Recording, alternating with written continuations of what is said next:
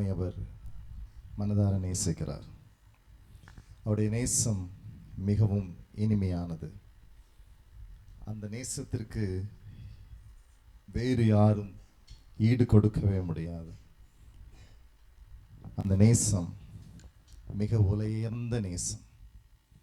அந்த நேசத்தை உணர்ந்தவர்கள் மாத்திரமே நாம் அவரோடு கூட ஜீவிக்க முடியும். அவரை உண்மையாக ஆராதிக்க முடியும். அவர் இந்த உலகத்தில் மிகவும் சிறந்தவர். அவரை போல வேறு யாரும் கிடையாது. அவர் 1000 பேர்களில் சிறந்தோர். அவர் விடிவெள்ளி. அவரை நாம் பிரியத்தோடு தொழுது கொள்ள வேண்டும். எங்கே 2 பேர் 3 பேர் என் நாமத்தினாலே கூடியிருக்கிறீர்களோ அவர்கள் நடுவில் நான் வந்து வாசம் பண்ணுவேன் என்று சொல்லியிருக்கிறார். ஆராதனை நாயகன் நீரே, ஆராதனை வேந்தனும் நீரே. என் ஆயுள் முடியும் வரை உண்மையினே நான் தொழுதிடுவேன். நாம் ஆண்டவர்கிட்ட சொல்லுவோம், ஆண்டவரே உம்மை தவிர எனக்கு யாரும் இல்லையப்பா, நீர் என்னோடு கூட இருக்கிறீர் என்பதை நான் உணர வேண்டும் என்று சொல்லி ஒப்புக் கொடுக்கிறேன் சுவாமி என்று சொல்லுவோம்.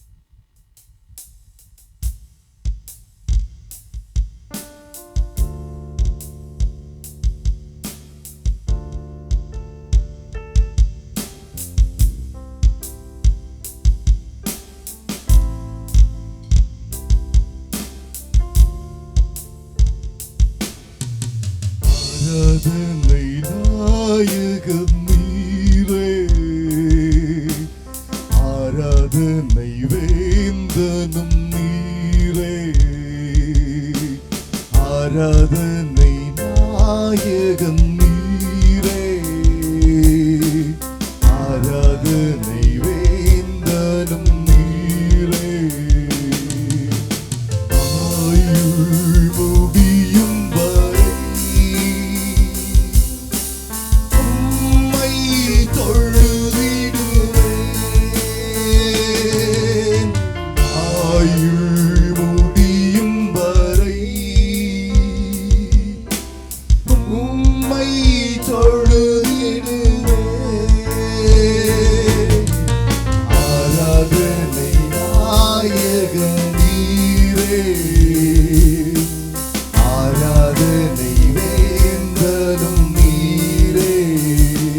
அவர் 1000 பேர்களில் சிறந்தவர். அவர் விடிவெள்ளி. நம்முடைய பிரியமாய் இருக்க வேண்டும் என்று நான் விரும்புகிறான். என் பிரியமே, என் ரூபவதியே, அவனோடு கூட வாசம் பண்ண விரும்புகிறான் என்று சொல்லுகிறார்.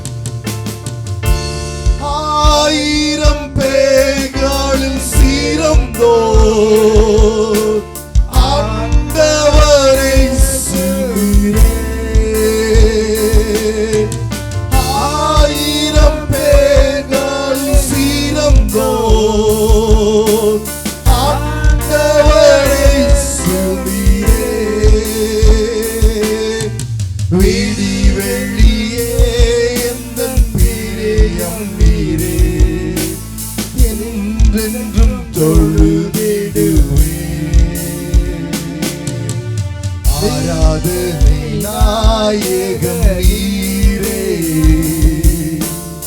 ஆராதனை வேந்தனும் நீரே.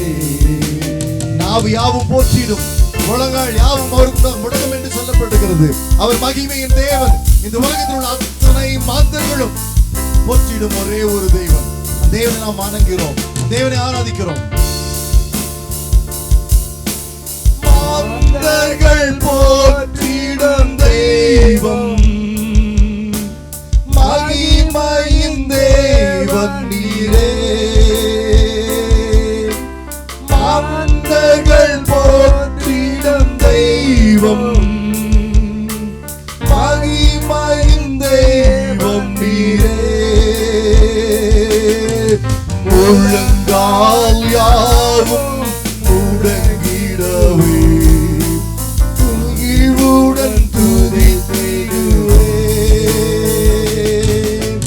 முழங்கால் யாவும் முடங்கிடவே, மகிழ்வுடன் துதித்திடுவே.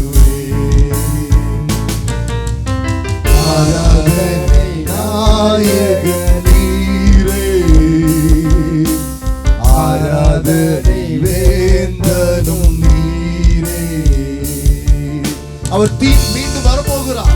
நமக்கு ஒரு ராஜ்யத்தை அளிக்க போகிறார். அவருடைய நாம் சேர்ந்து வாழத்தக்கதாக நம் இருதயத்தை, நம்முடைய சரீரத்தை அல்ல, நம்முடைய இருதயத்தை ஆயத்தப்படுத்துவோம். மனம் திரும்புங்கள், தேவனுடைய ராஜ்யம் சமீபமாய் இருக்கிறது.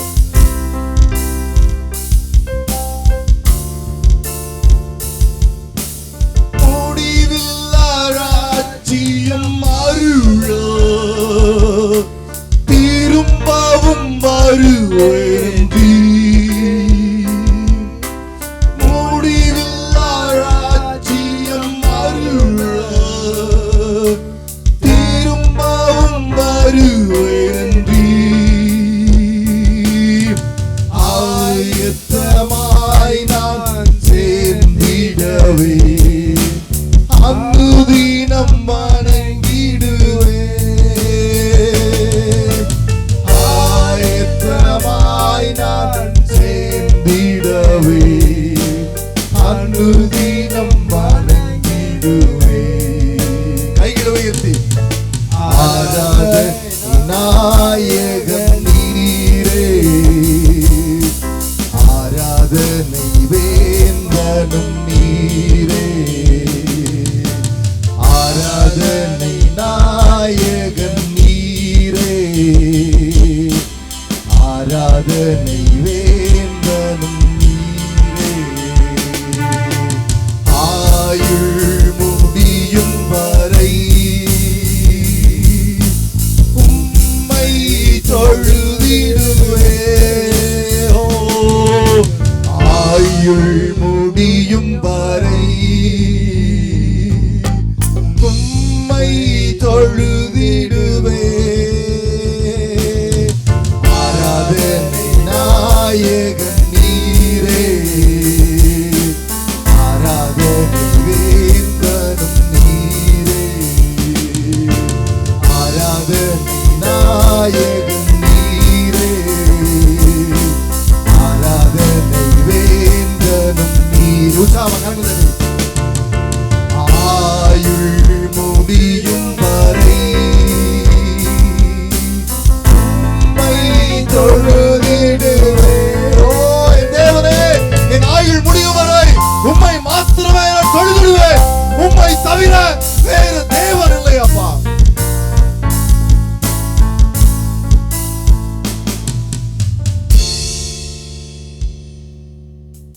எங்கள் அதிகமாய் நேசித்து வழி நடத்துகிற அன்பின் பரலோக பிதாவே, இந்த அருமையான காலை நேரத்துக்காய் நன்றிகளையும் ஸ்தோத்திரங்களையும் ஏறெடுக்கிறோம். ஆண்டவரே, நீர் எங்களோடு கூட எங்கள் மத்தியிலே வாசம் பண்ணி கொண்டிருக்கிறேன், எங்களோடு கூட இடைப்பட்டு கொண்டிருக்கிற தகப்பனே, உம்முடைய அன்புக்கு அளவில்லை, உம்முடைய ஆசீர்வாதத்துக்கு அளவில்லை, உம்முடைய கிருபைக்கு அளவே இல்லை.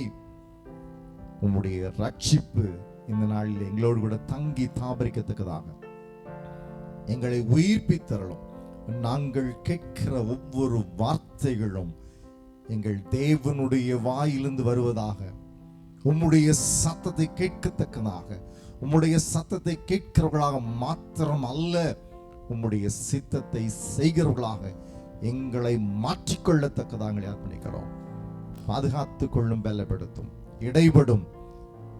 இவை யாவற்றையும் இயேசு கிறிஸ்துவின் நாமத்தில் தாழ்மையோடு வேண்டிக் கொள்ளுகிறோம், எங்கள் ஜீவனுள்ள நல்ல பிதாவே, ஆமென். நான் உங்களுடைய திருச்சபைக்கு வருவது இது 2வது முறை. ஏன்னா நீங்க பார்த்திருப்பீங்கன்னு நினைக்கிறேன், நிறைய பேருக்கு தெரியும்னு நினைக்கிறேன். ஒருவேளை மறந்திருந்தா திரும்ப ஞாபகப்படுத்தினேன். இதே அக்டோபர் மாதம் எனக்கு அப்போ 17 வயசு, 17 வருஷத்துக்கு முன்னாடி 2008ஆம் ஆண்டு இதே அக்டோபர் மாதம் 2வது ஞாயிற்றுக்கிழமை வாலிபர் ஞாயிறில் செய்து கொடுத்தேன். அப்போ கரண்ட் போயிடுச்சு, என்ன பண்ணுறதுன்னு தெரியல, எல்லாம் யோசிச்சுட்டே இருந்தாங்க. பைக்லேருந்து பேட்டரியை கழட்டி அந்த பேட்டரி ஆம்பிளிஃபையரில் மாட்டி அன்னைக்கு வாலிபர் ஞாயிறு முடித்தோம். கரெக்டாக எல்லாம் முடியுது, பிள்ளைங்க டான்ஸ் ஆடினாங்க, எல்லாம் பண்ணாங்க, எல்லாம் முடிஞ்சுது, பேட்டரியும் போயிடுச்சு. அதுக்கப்புறம் வண்டியில் போட்டு சார்ஜ் போட்டு போனோம். ஒருவேளை இப்போ ஞாபகம் வந்தாலும் வந்திருக்கலாம். என்னுடைய முழு பேர் ரொம்ப கஷ்டமாக இருக்கும். என்னுடைய முழு பேர் டேவிட்சன் பெனியேல் எட்வர்ட். அக்னி பிரவேசம் அப்படின்னு சொல்லிட்டு ஒரு ஊழியத்தில் நான் தொடங்கி நடத்தி கொண்டிருக்கிறேன். ஒரு 26 ஆண்டு காலம் கிறிஸ்துவுக்கு வாலிபர் இயக்கம்னு ஒரு இயக்கத்தில் நான் பணிபுரிந்தேன். வேலூர் மாவட்டத்திற்கு இயக்குனராகவும் இருந்தேன். என்னுடைய அழைப்பு என்னவென்றால், ஆண்டவர் என்னை அழைத்த விதம் காணிக்கைக்கு கை ஏந்தக்கூடாது. இப்போ என்கிட்ட இருக்கிறது 69 பைசா, என் பாக்கெட்டில் கூட ஒன்றும் கிடையாது, மணி பர்ஸே கிடையாது. ஏன்னா ஆண்டவர் சொல்லிக்காரு, மணி பர்ஸ் என்ன பண்ணக்கூடாது, ஊழியக்காரன் வழிக்கு பணப்பைய எடுத்துகிட்டு போகக்கூடாது. அதனால் சில பேர் என்ன பண்ணுறாங்க, பைபிளில் ஜிப்பு வச்சுருக்கிறதுனால என்ன பண்ணுறாங்க, சில ஊழியக்காரங்க என்ன பண்ணுறாங்க, பைபிளை 3 தடவை திறந்து மூணுனா ஜெபம் பண்ணி முடிச்சு அம்மா தோத்திரமா, அம்மா தோத்திரமா, ஐயா தோத்திரையான்னு பைபிளை 3 தடவை திறந்து மூடினாங்கன்னா என்ன அர்த்தம், நீங்கள் பைபிளை பிடுங்கி அதில் காணிக்க வைங்கன்னு அர்த்தம். என்னுடைய அழைப்பு அது கிடையாது. God has called me for a different purpose. இந்த நிமிஷம் எனக்கு என்ன வேணுமோ அதை என்ன பண்ணுவார் ஆண்டவர் தருவார், இல்லை செஞ்சு வச்சிருக்கிறார். நீங்க அதை விசுவாசிக்கிறீங்களா? அவர் சகலத்தையும் மதிரத்தின் காலத்திலே நேர்த்தியாக, எனக்கு வசனம் நீங்க தப்பா சொன்னீங்கன்னா கோபம் ரொம்ப வரும்.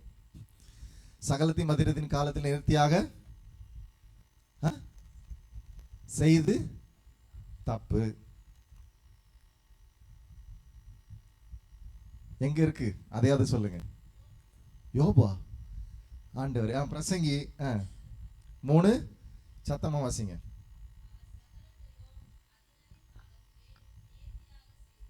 அவர் சகலத்தையும் அதினதின் காலத்திலே நேர்த்தியாய் செய்திருக்கிறார்.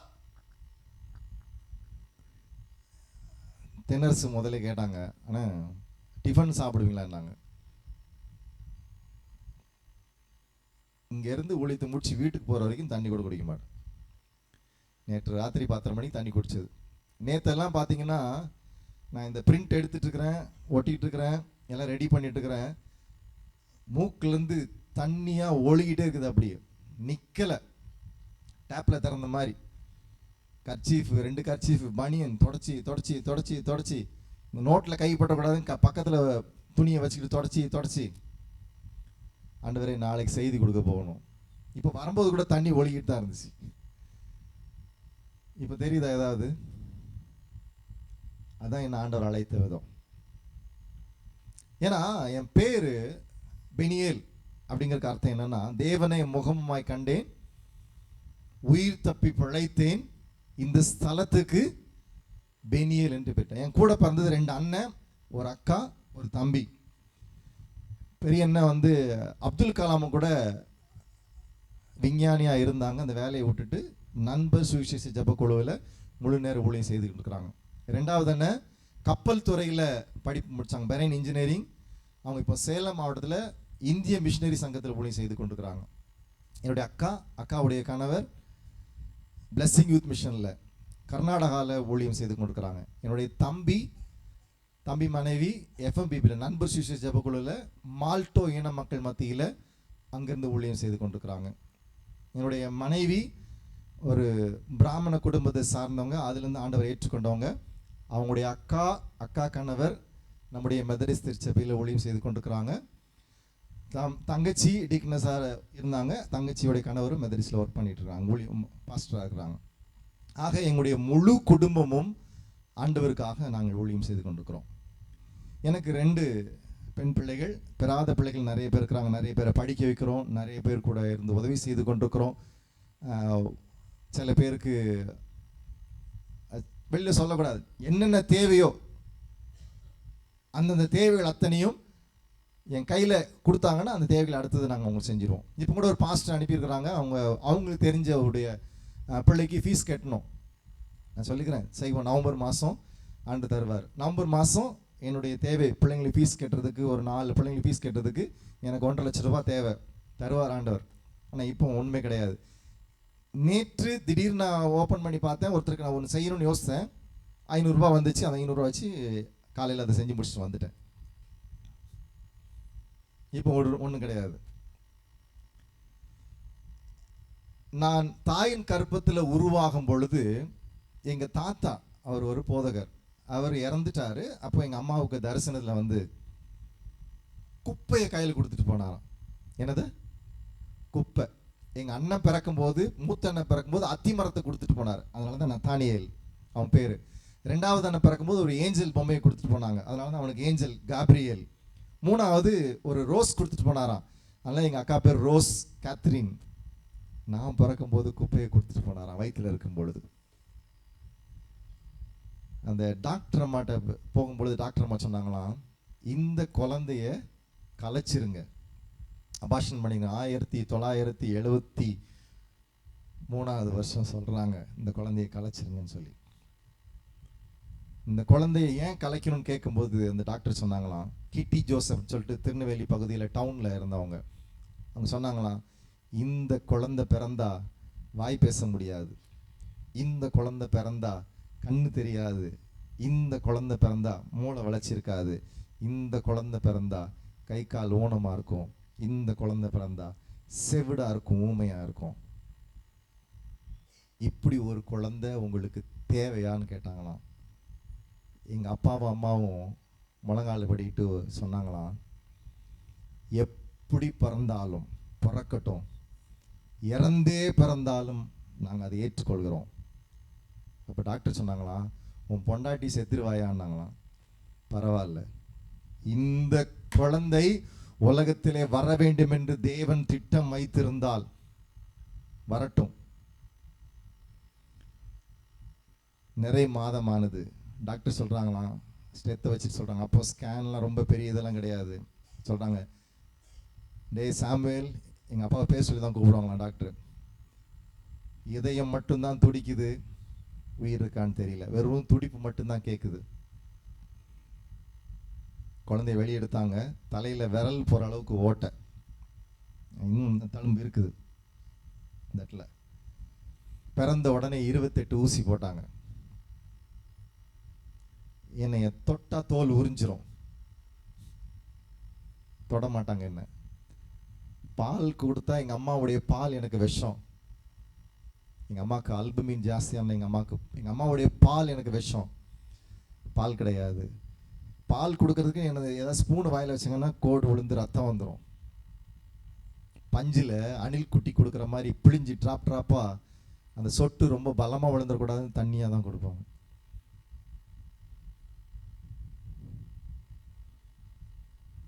என் தேவன் என்னை உயிரோட வைத்தார். அதனால தான் என் பேர் பெனியேல், தேவனை முகமாய் கண்டேன். ஒரு வருஷம் கழிச்சு தான் உயிரே வந்தது. அதனால தான் என்னுடைய சர்டிஃபிகேட்டில் 75 தான் சர்டிஃபிகேட்டில் போட்டிருப்பாங்க, 74 கிடையாது எனக்கு சர்டிஃபிகேட்டில் பிறந்தது. ஒரு வருஷம் அந்த குழந்தை உயிரோட இருக்குமா இருக்கான்னு தெரியாது. அதுக்கப்புறம் ஊழியத்துக்கு வந்த பிறகு எங்கள் அக்காவுடைய கல்யாணத்துக்கு ஒரு வாரத்துக்கு முன்னாடி பைக்கில் ஆக்சிடென்ட் ஆகி ஸ்பாட்டில் டெட்டு. அதை பார்த்த டாக்டர் இறந்துட்டேன்னு சொல்லி வீட்டுக்கு போகிறார். எங்கள் வீட்டுக்கு கொண்டு போய் இறந்துட்டேன்னு சொல்ல போகிறார். அரை மணி நேரம் அவரும் ட்ரை பண்ணிக்கார். வாயில் மூச்செல்லாம் ஊதி நெஞ்சில் கொத்தி என்னெல்லாம் பண்ணி பார்த்தார். 45 நிமிடங்கள் ஜீவன் கிடையாது, உயிரை கொடுத்தார். திருமணம் ஆன பிறகு சென்னைக்கு டிரான்ஸ்ஃபர் ஆகி வந்தோம். வேலூர் பகுதிக்கு அவுட்ரீச் வர்றதுக்காக நான் பேசின் பிரிட்ஜில் ட்ரெயினில் போயிட்டு இருக்கும்போது சிக்னல் லாக் ஆகிடுச்சு. எல்லாருமே இறங்கி போயிட்டாங்க. காலை 5:30 மணி. இறங்கி போயிருங்கன்னு சொல்லி என் கையை பிடிச்சி இழுத்து இந்த ட்ராக்ல நேராக போங்கன்னு சொல்லி அந்த ரயில்வே ஊழியர் அனுப்பி விட்டார். அவ்வளோதான் தெரியும். 6:15 மணிக்கு இங்கே ரத்தம் வருது, மண்டை இவ்வளோ பெருசு வீங்கி இருக்குது. என்னுடைய டெத் சர்டிஃபிகேட்டை என் கையில் காமிச்சாங்க. அடையாளம் தெரியாத நபர் 5:40 மணிக்கு இந்த ட்ரெயினில் அடிபட்டு செத்து போயிட்டாருன்னு டாக்டர் கையெழுத்தோட காமிச்சாங்க. திருச்சி பகுதியில் ஊழியம் செய்து கொண்டிருக்கும் பொழுது ஒரு 10க்கு 10 ரூமில் 20 RSS கும்பல் அடித்து சாவடித்து என்னை வீட்டில் தூக்கி போட்டு போனாங்க. மரணத்தை குறித்து எனக்கு பயம் இல்லை, வியாதியை குறித்து பயம் இல்லை, மனுஷனை குறித்து பயம் இல்லை. நான் ஆண்டவருக்கு மட்டும்தான் பயப்படுவேன்.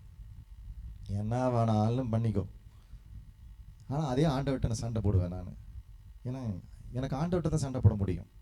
எனக்கு என்ன இந்த உயிரோட வச்சுக்காரன் அவர் தானே காரணம். நீங்களும் பயப்படாதீங்க. சவால் விட்டு சொல்கிறேன், ஆண்டவருக்காக நீங்கள் எழும்பி நிற்கும் பொழுது, ஆண்டவருக்காக நீங்கள் வரும் பொழுது அவர் என்ன பண்ணுவார்? உங்களை கைவிடவே மாட்டார். இதே வேலை பாண்டிச்சேரிக்கு ஒரு தடவை ஊழித்து போகும்போது என்னன்னா, தம்பி சொன்ன மாதிரி என்னெல்லாம் பிடிக்க முடியாதுல இல்லை, இன்னைக்கு காலையில் சொல்லியிருந்தா கூட நான் வந்திருப்பேன் நான். ஏன்னா ஆண்டவர் தீர்மானம் பண்ணிச்சிருக்கிறது, இந்த இடத்துக்கு வர வேண்டும் என்று ஆண்டவர் தீர்மானம் பண்ணிச்சிருக்கிறது. ஒரு முறை பாண்டிச்சேரிக்கு 9 மணி அங்கே ஆராதனை, 7 மணிக்கு பாஸ்டர் ஃபோன் பண்ணுறார், பாஸ்டர் தேவன்பு, ஐயா ஒரு 9 மணிக்கு சர்வீஸ்க்கு வந்துங்க, ஆண்டவர் உணர்த்தினார். சரிங்க ஐயா. வண்டி எடுத்தேன், 1.25 மணி நேரம் பைக்கில் பாண்டிச்சேரி போய் சேர்ந்துட்டேன் வேலூர்லேருந்து. இன்னைக்கு காலைல 7:45 கிளம்பின வீட்டிலேருந்து 8:15 நம்ம சர்ச்சில் இருக்கேன், பாகாயத்துலேருந்து. போகும், வண்டி போகும். இங்கேருந்து ஹைதராபாத்துக்கு போயிருக்கிறேன், இந்த பக்கம் கன்னியாகுமரி போய்க்கிறேன் பைக்கில், இந்த பக்கம் கோயம்புத்தூர், இந்த பக்கம் மைசூர், பைக்கில் தான் எல்லா இடம் போகிறது.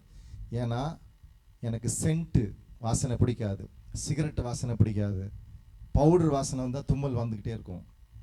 2-3 நாளாக பவுடரு சென்ட்டு வாசனை வந்ததுனால தான் எனக்கு தும்மல் வந்து அந்த மூக்கில் சளி மாதிரி வந்தது காரணம். சளி வராது, தண்ணியாக கொட்டும், அது அலர்ஜி. நான் இது வரைக்கும் பேஸ்ட் யூஸ் பண்ணது கிடையாது, சோப்பு போட்டு குடிச்சது கிடையாது.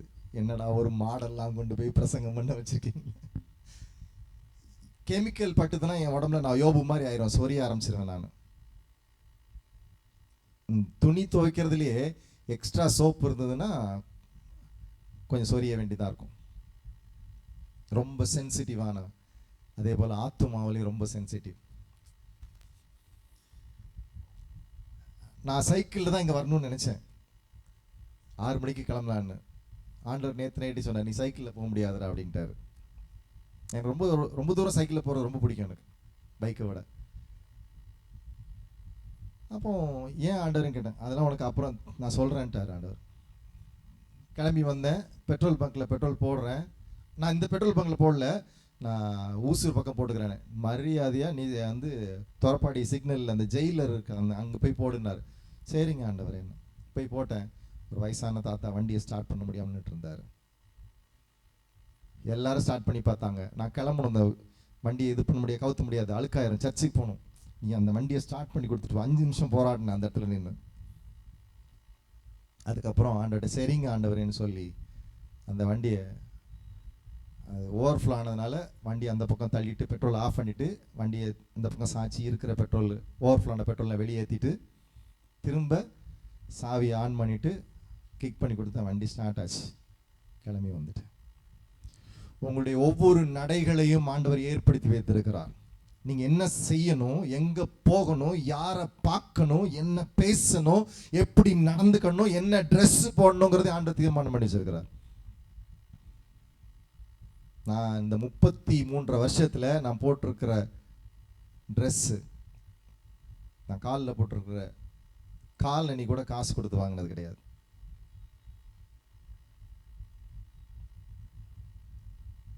எவ்வளவு ஆண்டவர் நடத்த முடியும் அப்படி நடத்தி கொண்டிருக்கிறார் ஆண்டவர். என்ன நடத்துகிற ஆண்டவர் உங்களை நடத்த மாட்டாரா? நடத்த வர மாட்டாரா? ஏன் அப்படி ஆன்னு பார்த்துட்டு இருக்கிறீங்க? நான் ஷோகேஸ் பொம்மை இல்லைங்க, ஒன்றுக்கும் உதவாதவன். எனக்கு பாடவே தெரியாதுன்னு சொன்னாங்க, எனக்கு ஜெபம் பண்ண தெரியாதுன்னு சொன்னாங்க, எனக்கு பைபிள் வாசிக்க தெரியாதுன்னு சொன்னாங்க. ஆனால் ஆண்டவர் என்ன பண்ணுறார்? என்ன எல்லாவற்றிலும் தகுதிப்படுத்தி இருக்கிறார். இன்றைக்கு நம்முடைய வாழ்க்கையில் மிக முக்கியமான காரியம் என்ன அப்படின்னா, அவன் என்னது? அவன் என்ன சொல்லுவாங்க? அவன் வேலையை பார்த்துட்டு போனா என்ன கிடையாது, ஒரு பிரச்சனையும் கிடையாது. அவன் இல்லையா, அவன் ஒழுங்கு அவன் வேலையை பார்த்தா பிரச்சனை கிடையாது. இந்த அவன் அப்படிங்கிறது பைபிள் எத்தனை தடவை வருதான்? எத்தனை தடவை வருது? அடுத்த ஸ்லைடு வரலையா? எத்தனை தடவை வருது பைபிள்ல? எத்தனை தடவை? 128 தடவை வருது. கிட்டத்தட்ட 97 அதிகாரம், 83 அதிகாரங்கள்ல 97 வசனங்கள்ல குறிப்பிடப்பட்டிருக்கிறது அவன். இந்த அவன் அப்படின்னா என்ன அர்த்தம்? அது என்ன சொல்லியிருக்குது அதுல? அவன் என்பது ஒரு ஆளை குறிக்காது. என்னது? ஒரு ஆளை கிடையாது. ஒரு குழுவில், ஒரு சர்ச்சில், ஒரு ஐக்கியத்தில் இருக்கிற ஒவ்வொரு தனிப்பட்ட மனிதனுக்கும் அது பொருந்தும். எல்லாருக்கும் அதுதான். ஒரே வார்த்தை தான், ஆனா எல்லாருக்கும் அதுதான். அதுதான் அந்த அவனவன். அப்போ ஆண்டவர் ஏன் அவனவன் அடிக்கடி சொல்லிட்டே இருக்கிறார்? 128 தடவை சொல்லிக்காராம். ஏன் அந்த வார்த்தையை பயன்படுத்தி இருக்கிறார்? அந்த வார்த்தையோடு கூட சில காரியங்களை நமக்கு தெளிவுபடுத்த விரும்புகிறார். என்ன? கடினமான செயல் செய்யவே முடியாது. அந்த செயல் செஞ்சோம்னா தான் நம்ம கிறிஸ்தவங்க. Otherwise don't claim that you and I is a Christian. அந்த கடினமான செயல்களை செய்யலனா நீங்களும் நானும் கிறிஸ்தவர்கள் என்று என்ன பண்ணக்கூடாது? சொல்லக்கூடாது.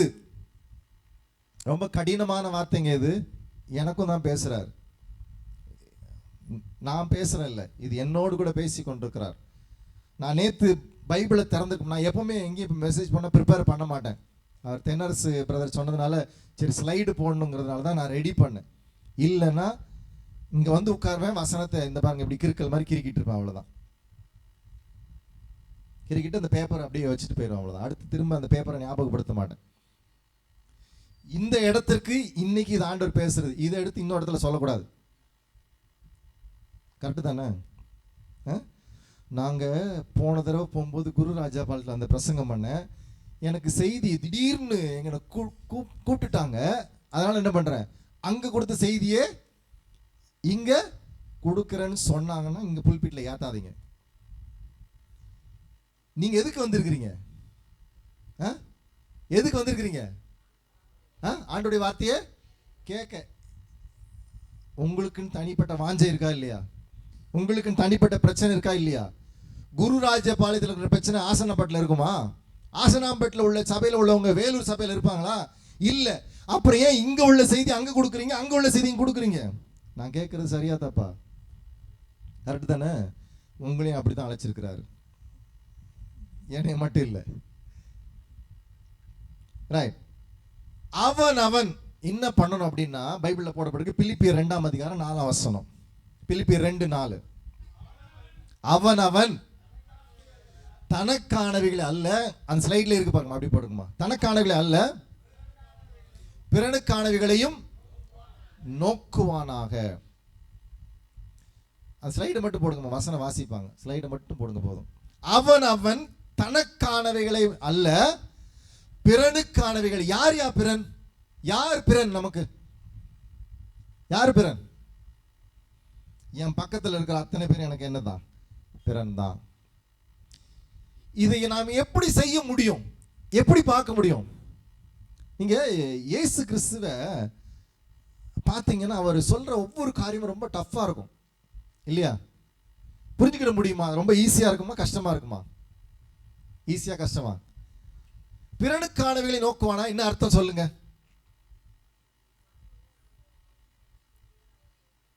இல்ல, பிறனுக்கானவைகளை நோக்கணும் அப்படின்னா என்ன அர்த்தம்? மற்றவங்களுடைய அவங்களுக்கு என்ன சாப்பாடு தேவை? பைபிள்ல போட்டிருக்குது. ஒரு இடத்துல மொத்தமா உட்கார்ந்து சாப்பிட போனீங்கன்னா லவாதிபோன்னு பறக்கா வெட்டி மாதிரி என்ன பண்ணக்கூடாது? சாப்பிடக்கூடாது. அடுத்தவன் சாப்பாடை தின்னுக்கூடாதுன்னு இருக்காரு ஆண்டவர். கரெக்டு தானம்மா? பைபிள்ல போட்டு நான் சொல்லல. நான் ரொம்ப ஒரு காலம் திருச்சியில் என்ன டிரான்ஸ்ஃபர் பண்ணியிருந்தாங்க. அப்போ நான் திருச்சியில் ஊழி செஞ்சிருந்தேன் 2002 2003. அப்போ ஒரு தம்பி என்ன கேட்டாங்க, அண்ணா உங்களுக்கு என்ன பிடிக்கும்னா? வடை பிடிக்கும்டா அப்படின்னு. ஏன்னா எங்கள் ஒய்ஃப் வந்து அவங்க அக்கா வீட்டுக்கு போயிருந்தாங்க. வடை பிடிக்கும்டா அப்படின்னு. இந்த வரேன்னா நல்லா இவ்வளோ பெரிய வடை, உளுந்த வடை. எனக்கு உளுந்த வடை ரொம்ப பிடிக்கும். அதுவும் தேங்காய் சட்னி வச்சு சாம்பார் வச்சாங்கன்னா நல்லா பொழந்து போட்டு ஊற்றிட்டு ஊற வச்சு டபுள் லப்புக்கு லப்புன்னு திம்பேன். நான் ஒரு திணி பண்ணுறேன். நான் ரொம்ப டேஸ்ட்டான ஏன்னா 7ஆம் கிளாஸ்லேருந்து நான் சமையல் பண்ணுறேன். 200 பேருக்கு 300 பேர் கூட பிரியாணி செய்வேன் நான்.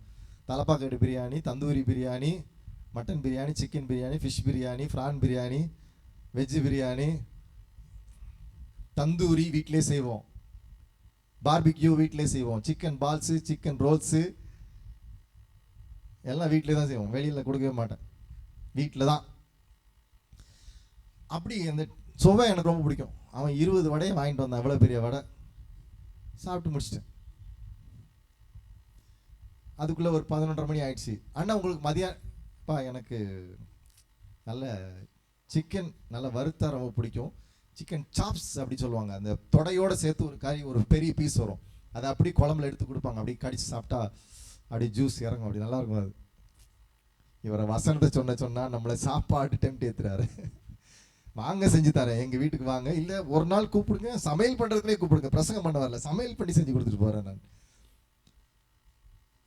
அதை 12 மணிக்கு கூப்பிட்டு போனால் ஒரு ஹோட்டலில் ஒரு பக்கம் பரோட்டா, இன்னொரு பக்கம் பிரியாணி, இன்னொரு பக்கம் சிக்கன் சாப்ஸ் வெளுத்து கட்டியாச்சு. ஆனால் வேற என்ன பிடிக்கணும் அப்படின்னா, எப்பா என்னப்பா பண்ணிட்டு இருக்கிற நீ? இல்லைண்ணா வேற என்ன பிடிக்கும்? 50 பைசாக்கு ஒரு வடை திருச்சியில் கொடுத்துட்டு இருந்தாங்க. ஒரு 100 வடை வாங்கிட்டு வந்து வச்சார். அதையும் சாப்பிட்டு முடிச்சாச்சு. நினைச்ச நேரம்லாம் எனக்கு வாங்கி கொடுப்பார். ஒரு நாள் வச்சாரு ஆண்டவர். ஒரு டாக்டர் பால் குணச்சந்தர் அவர் சொன்னார், தம்பி நீ அடுத்தவன் சாப்பாடெல்லாம் சேர்த்து தின்னுட்டு இருக்கிற, உனக்கு ஆண்டவர் வாப்பு வைக்க போறாரு அப்படின்னாரு. நீ போஜன பிரியனா இருந்தால் தொண்டையில் கத்திய வை, இல்லைன்னா உன் வயிற்றுல கத்திய வச்சிருவார். அல்சர் சிவியரா வந்துச்சு. தண்ணி குடிச்சாலும் வாந்தி, முன்னாலையும் பின்னாலையும் மோட்டர் தான். குடலை செக் பண்ணிட்டு சொன்னாரு, உன் குடல்ல ஓட்டை விழுந்துருச்சு, குடலை வெட்டி பிளாஸ்டிக் பைப் வைக்கணும்னாரு. அன்னையோட விட்டேன், அளவோட சாப்பிட்றேன். சின்ன பையனா இருக்கும்போது ஊழியத்துக்குலாம் வந்தப்பெல்லாம் 25-30 பரோட்டா சர்வசாதாரணமாக சாப்பிடுவேன். என்னை பார்த்து அப்படி தெரில, அப்படி தான் இருக்கும். கிட்டத்தட்ட 33-34 வருஷமாக நான் வெயிட் ஏறவே இல்லை. 60, 62, 65க்குள்ளே தான் நான் வெயிட் வச்சுட்டு இருப்பேன். நான் கல்யாணம் ஆன புதுசில் போட்ட பேண்ட்டு தான் இன்றைக்கி எனக்கு அளவு பேண்ட்டு. வெயிட்டெல்லாம் ஏற மாட்டேன். அது மெயின்டைன் பண்ணுறதுக்கு சைக்கிளில் போகிறேன், நடந்து போகிறேன், ரொம்ப தூரம் நடப்பேன். நடக்கணும்னு தோணுச்சுன்னா 20-30 கிலோமீட்டர் நடந்துக்கிட்டே இருப்பேன். நான் பாட்டு பாடிட்டு நான் பாட்டுக்கு ஜெபம் பண்ணிட்டு நடந்துகிட்டே இருப்பேன். அது ஆண்டவர் கொடுத்த ஒரு கிருபை. என்ன சொல்லிட்டு இருந்தோம்? அவனவன் தனக்கானவைகள் அல்ல பிறனுக்கானவைகளை நோக்குவானாக. என்கிட்ட வந்து ஒருத்தர் கேட்டாங்கன்னா, இந்த ட்ரெஸ் நல்லா இருக்குன்னா நான் அப்படியே கழட்டி கொடுத்துட்டு வந்துடுவேன். இந்த வாட்ச் நல்லா இருக்குன்னா கொடுத்துட்டு வந்துடுவேன். எல்லாத்தையும் கொடுத்துருவேன். வச்சுக்கோ சந்தோஷமா வச்சுக்கோ. ஏன்னா தலைமுறையான ஆண்டவர் அப்படிதான் வச்சிருக்கிறார். எனக்கு முன்னோர்கள் எங்களுக்கு சொல்லி கொடுத்தாங்க, அவங்களெல்லாம் பார்த்ததில்லை. எங்கள் தாத்தாலாம் பஞ்ச காலத்தில் வீட்டில் ஒரு நாளைக்கு 300 நாளைக்குள்ள அரிசி வெடிப்பாங்களாம். வர்றவங்களுக்கு எல்லாம் சாப்பாடு அள்ளி கொடுத்துட்டே இருப்பாங்களாம். ஐயா எனக்கு விவசாயம் போச்சு, வெள்ளத்தில் போச்சு, அடிச்சிருச்சுன்னா இந்தா நிலம் வச்சுக்கோ. கடலில் என் நிலம் போயிடுச்சு, இந்தா 1 ஏக்கர் வச்சுக்கோ. அது மாதிரி 400-500 ஏக்கரை சும்மா இலவசமாகவே கொடுத்தாங்களாம் என்னுடைய மூதாதையர்கள். நம்ம இன்னைக்கு பாட்டு பாடணும், கிறிஸ்துவுக்காய் கஷ்டப்பட்டோர் நஷ்டம் அடைவதில்லை. நஷ்டம் பட்டு பார்க்கணும் வாழ்க்கையில் சொல்லியிருக்கிறாங்க பாருங்க. 1 கொரிந்தியர் 13:13 வாசிங்க. 1 கொரிந்தியர் 13:13. அதனால தான் நான் அந்த வசனம் போட வேண்டாம்னு சொன்னேன். நீங்கள் பைபிளை திருப்புங்க. அப்போ இப்பொழுது விசுவாசம், நம்பிக்கை, அன்பு இம்மூன்றும் நிலைத்திருக்கிறது, இவைகளில் அன்பே. அப்போ முழு மனசோட என்ன பண்ணணும்? அன்பு கூறணும், அன்போட செய்யணும். அன்பு இல்லாமல் செய்யக்கூடாது, பெருமைக்கு செய்யக்கூடாது. நான் செய்கிறேன், எனக்கு இது செஞ்சாகணும் அப்படின்னு இந்த நிர்பந்தத்திலையும் செய்யக்கூடாது. லூக்கா 10:27 என்ன சொல்லியிருக்குது? லூக்கா 10:27 டக்குன்னு வாசிங்க. லூக்கா 10:27. அவன் பிரதியுத்தரமாக, உன் தேவனாகிய கர்த்தரிடத்தில் உன் முழு இருதயத்தோடும், உன் முழு ஆத்துமாவோடும், உன் முழு பலத்தோடும், உன் முழு சிந்தையோடும் அன்பு கூர்ந்து, உன்னிடத்தில் அன்பு கூறுவது போல பிறனிடத்திலும் அன்பு கூறுவாயாக என்று எழுதியிருக்கிறது என்றான். அப்ப முதல்ல அன்பு கூறனா, அதாவது பிறனுக்கானவர்களை நோக்கணும் அப்படின்னா எப்படி அப்படின்னா முழுமையா அன்பு கூறணும். எப்படி எப்படி எப்படி எப்படி எப்படி அன்பு கூறுவேன் பாட்டு பாடணும்ல. அன்பு கூறுவேன் இன்னும் அதிகமாய், ஆராதிப்பேன் இன்னும் ஆர்வமாய், உம்மை முழு உள்ளத்தோடு ஆராதிப்பேன், முழு பலத்தோடு அன்பு கூறுவேன். ஆராதனை ஆராதனை ஆராதனை ஆராதனை. அன்பு கூறணுங்க, முழு உள்ளத்தோடு அன்பு கூறணும். அன்பு தான் பெருசு. ரெண்டாவது, எந்த சூழ்நிலை, அடுத்த ஸ்லைடு, எந்த சூழ்நிலையில எச்சூழ்நிலையில நீங்க அன்பு கூறணும். 2 கொரிந்தியர் 2ஆம் அதிகாரம் 3ஆம் வசனம், 2 கொரிந்தியர் 2 8ஆம் அதிகாரம் 2:3, 2 கொரிந்தியர் 8:2-3. அவர்கள் மிகுந்த உபத்திரவத்தினாலே சோதிக்கப்படுகையில் என்ன போட்டிருக்கு? சத்தமா சொல்லுங்க. கொடிய தரித்திரமுடையவர்களாய் இருந்தும் பரிபூர்ண சந்தோஷத்தினாலே, ஏங்க என்ன சொல்லிருக்கீங்க? மிகுந்த மிகுந்த உதாரத்துவமாய். நான் தப்பா சொல்லிட்டேன். கொரிந்தியர் 2 கொரிந்தியர் 7 இல்ல 8 தானே? கரெக்டா தான் சொன்னேனா? 8:2-3. ஓகே. மிகுந்த மிகுந்த சந்தோஷமா. கொடிய தரித்திரங்க. இன்னைக்கு நான் இருக்கிற நிலைமையில எனக்கு தரித்திரமா தான் இருக்குது.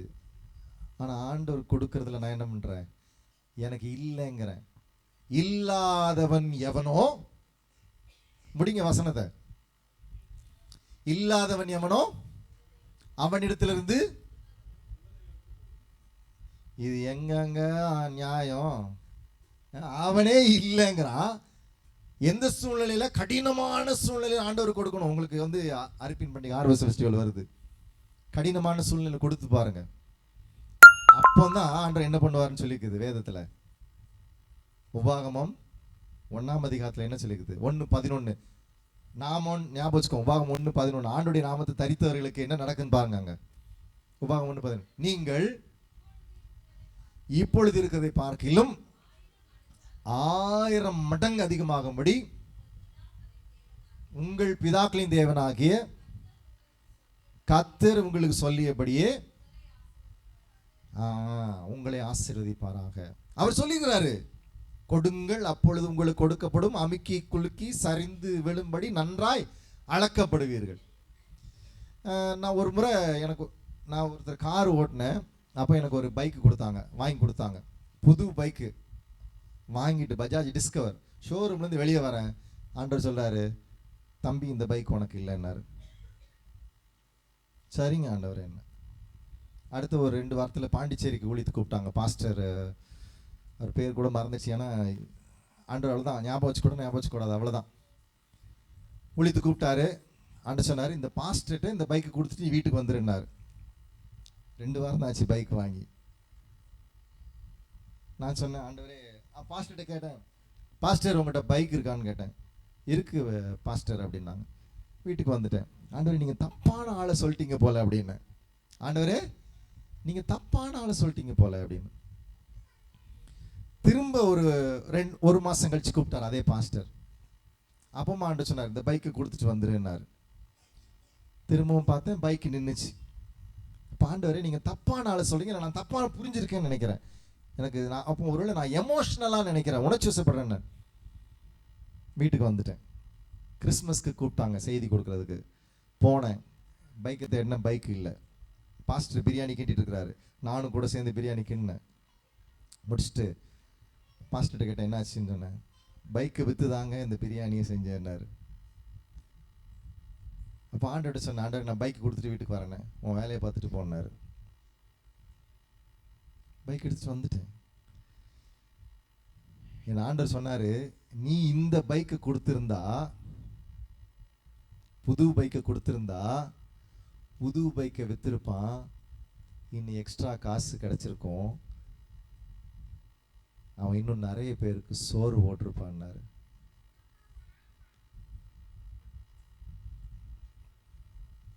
ஆண்டவர் சொன்னா அதை சொன்ன உடனே அப்படியே செய்யணும். அந்த பைக்கு கொஞ்சம் தான் காசு, பழைய வண்டி. இது புது வண்டி, 2-3 வாரம் தான் இருந்துச்சு. யோசிச்சு பாருங்க.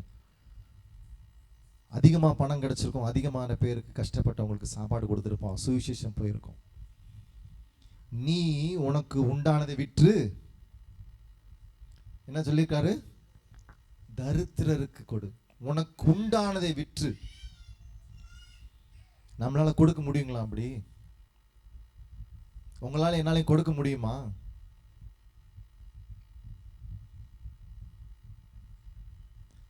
கொடுத்துட்டு அப்புறம் வீட்டுக்கு வந்த பிறகு சொன்னாரு, சரி வண்டியை ரெடி பண்ணி இன்ஜின் ஆயில் மாற்று, வண்டியை சீட் கவர் மாற்று, டேங்க் கவர் மாற்று, வண்டியை புதுசாக மாற்று, ஃபுல் டேங்க் பெட்ரோல் போடு, என் பிள்ளையை கூப்பிட்டு வண்டியை கூட நான் கொடுத்துட்டேன் கையில். ஆர்சி புக்கில் எல்லாத்துலேயும் சைன் பண்ணி டிவ் ஆஃப் மூலம் கையில் கொடுத்துட்டு பாஸ்டர் வச்சுக்கோங்க. அதுக்கப்புறம் அந்த பாஸ்டரை ஒரே தடவை தான் பார்த்துருக்கிறேன். இன்னைக்கு வரைக்கும் அவர் பேர் கூட மறந்து போச்சு எனக்கு. திரும்பி செய்வார்கள் என்று எதிர்பார்த்து செய்தா நீங்களும் நான் யாரு? பாவிகளை விட கேவலமான பாவி.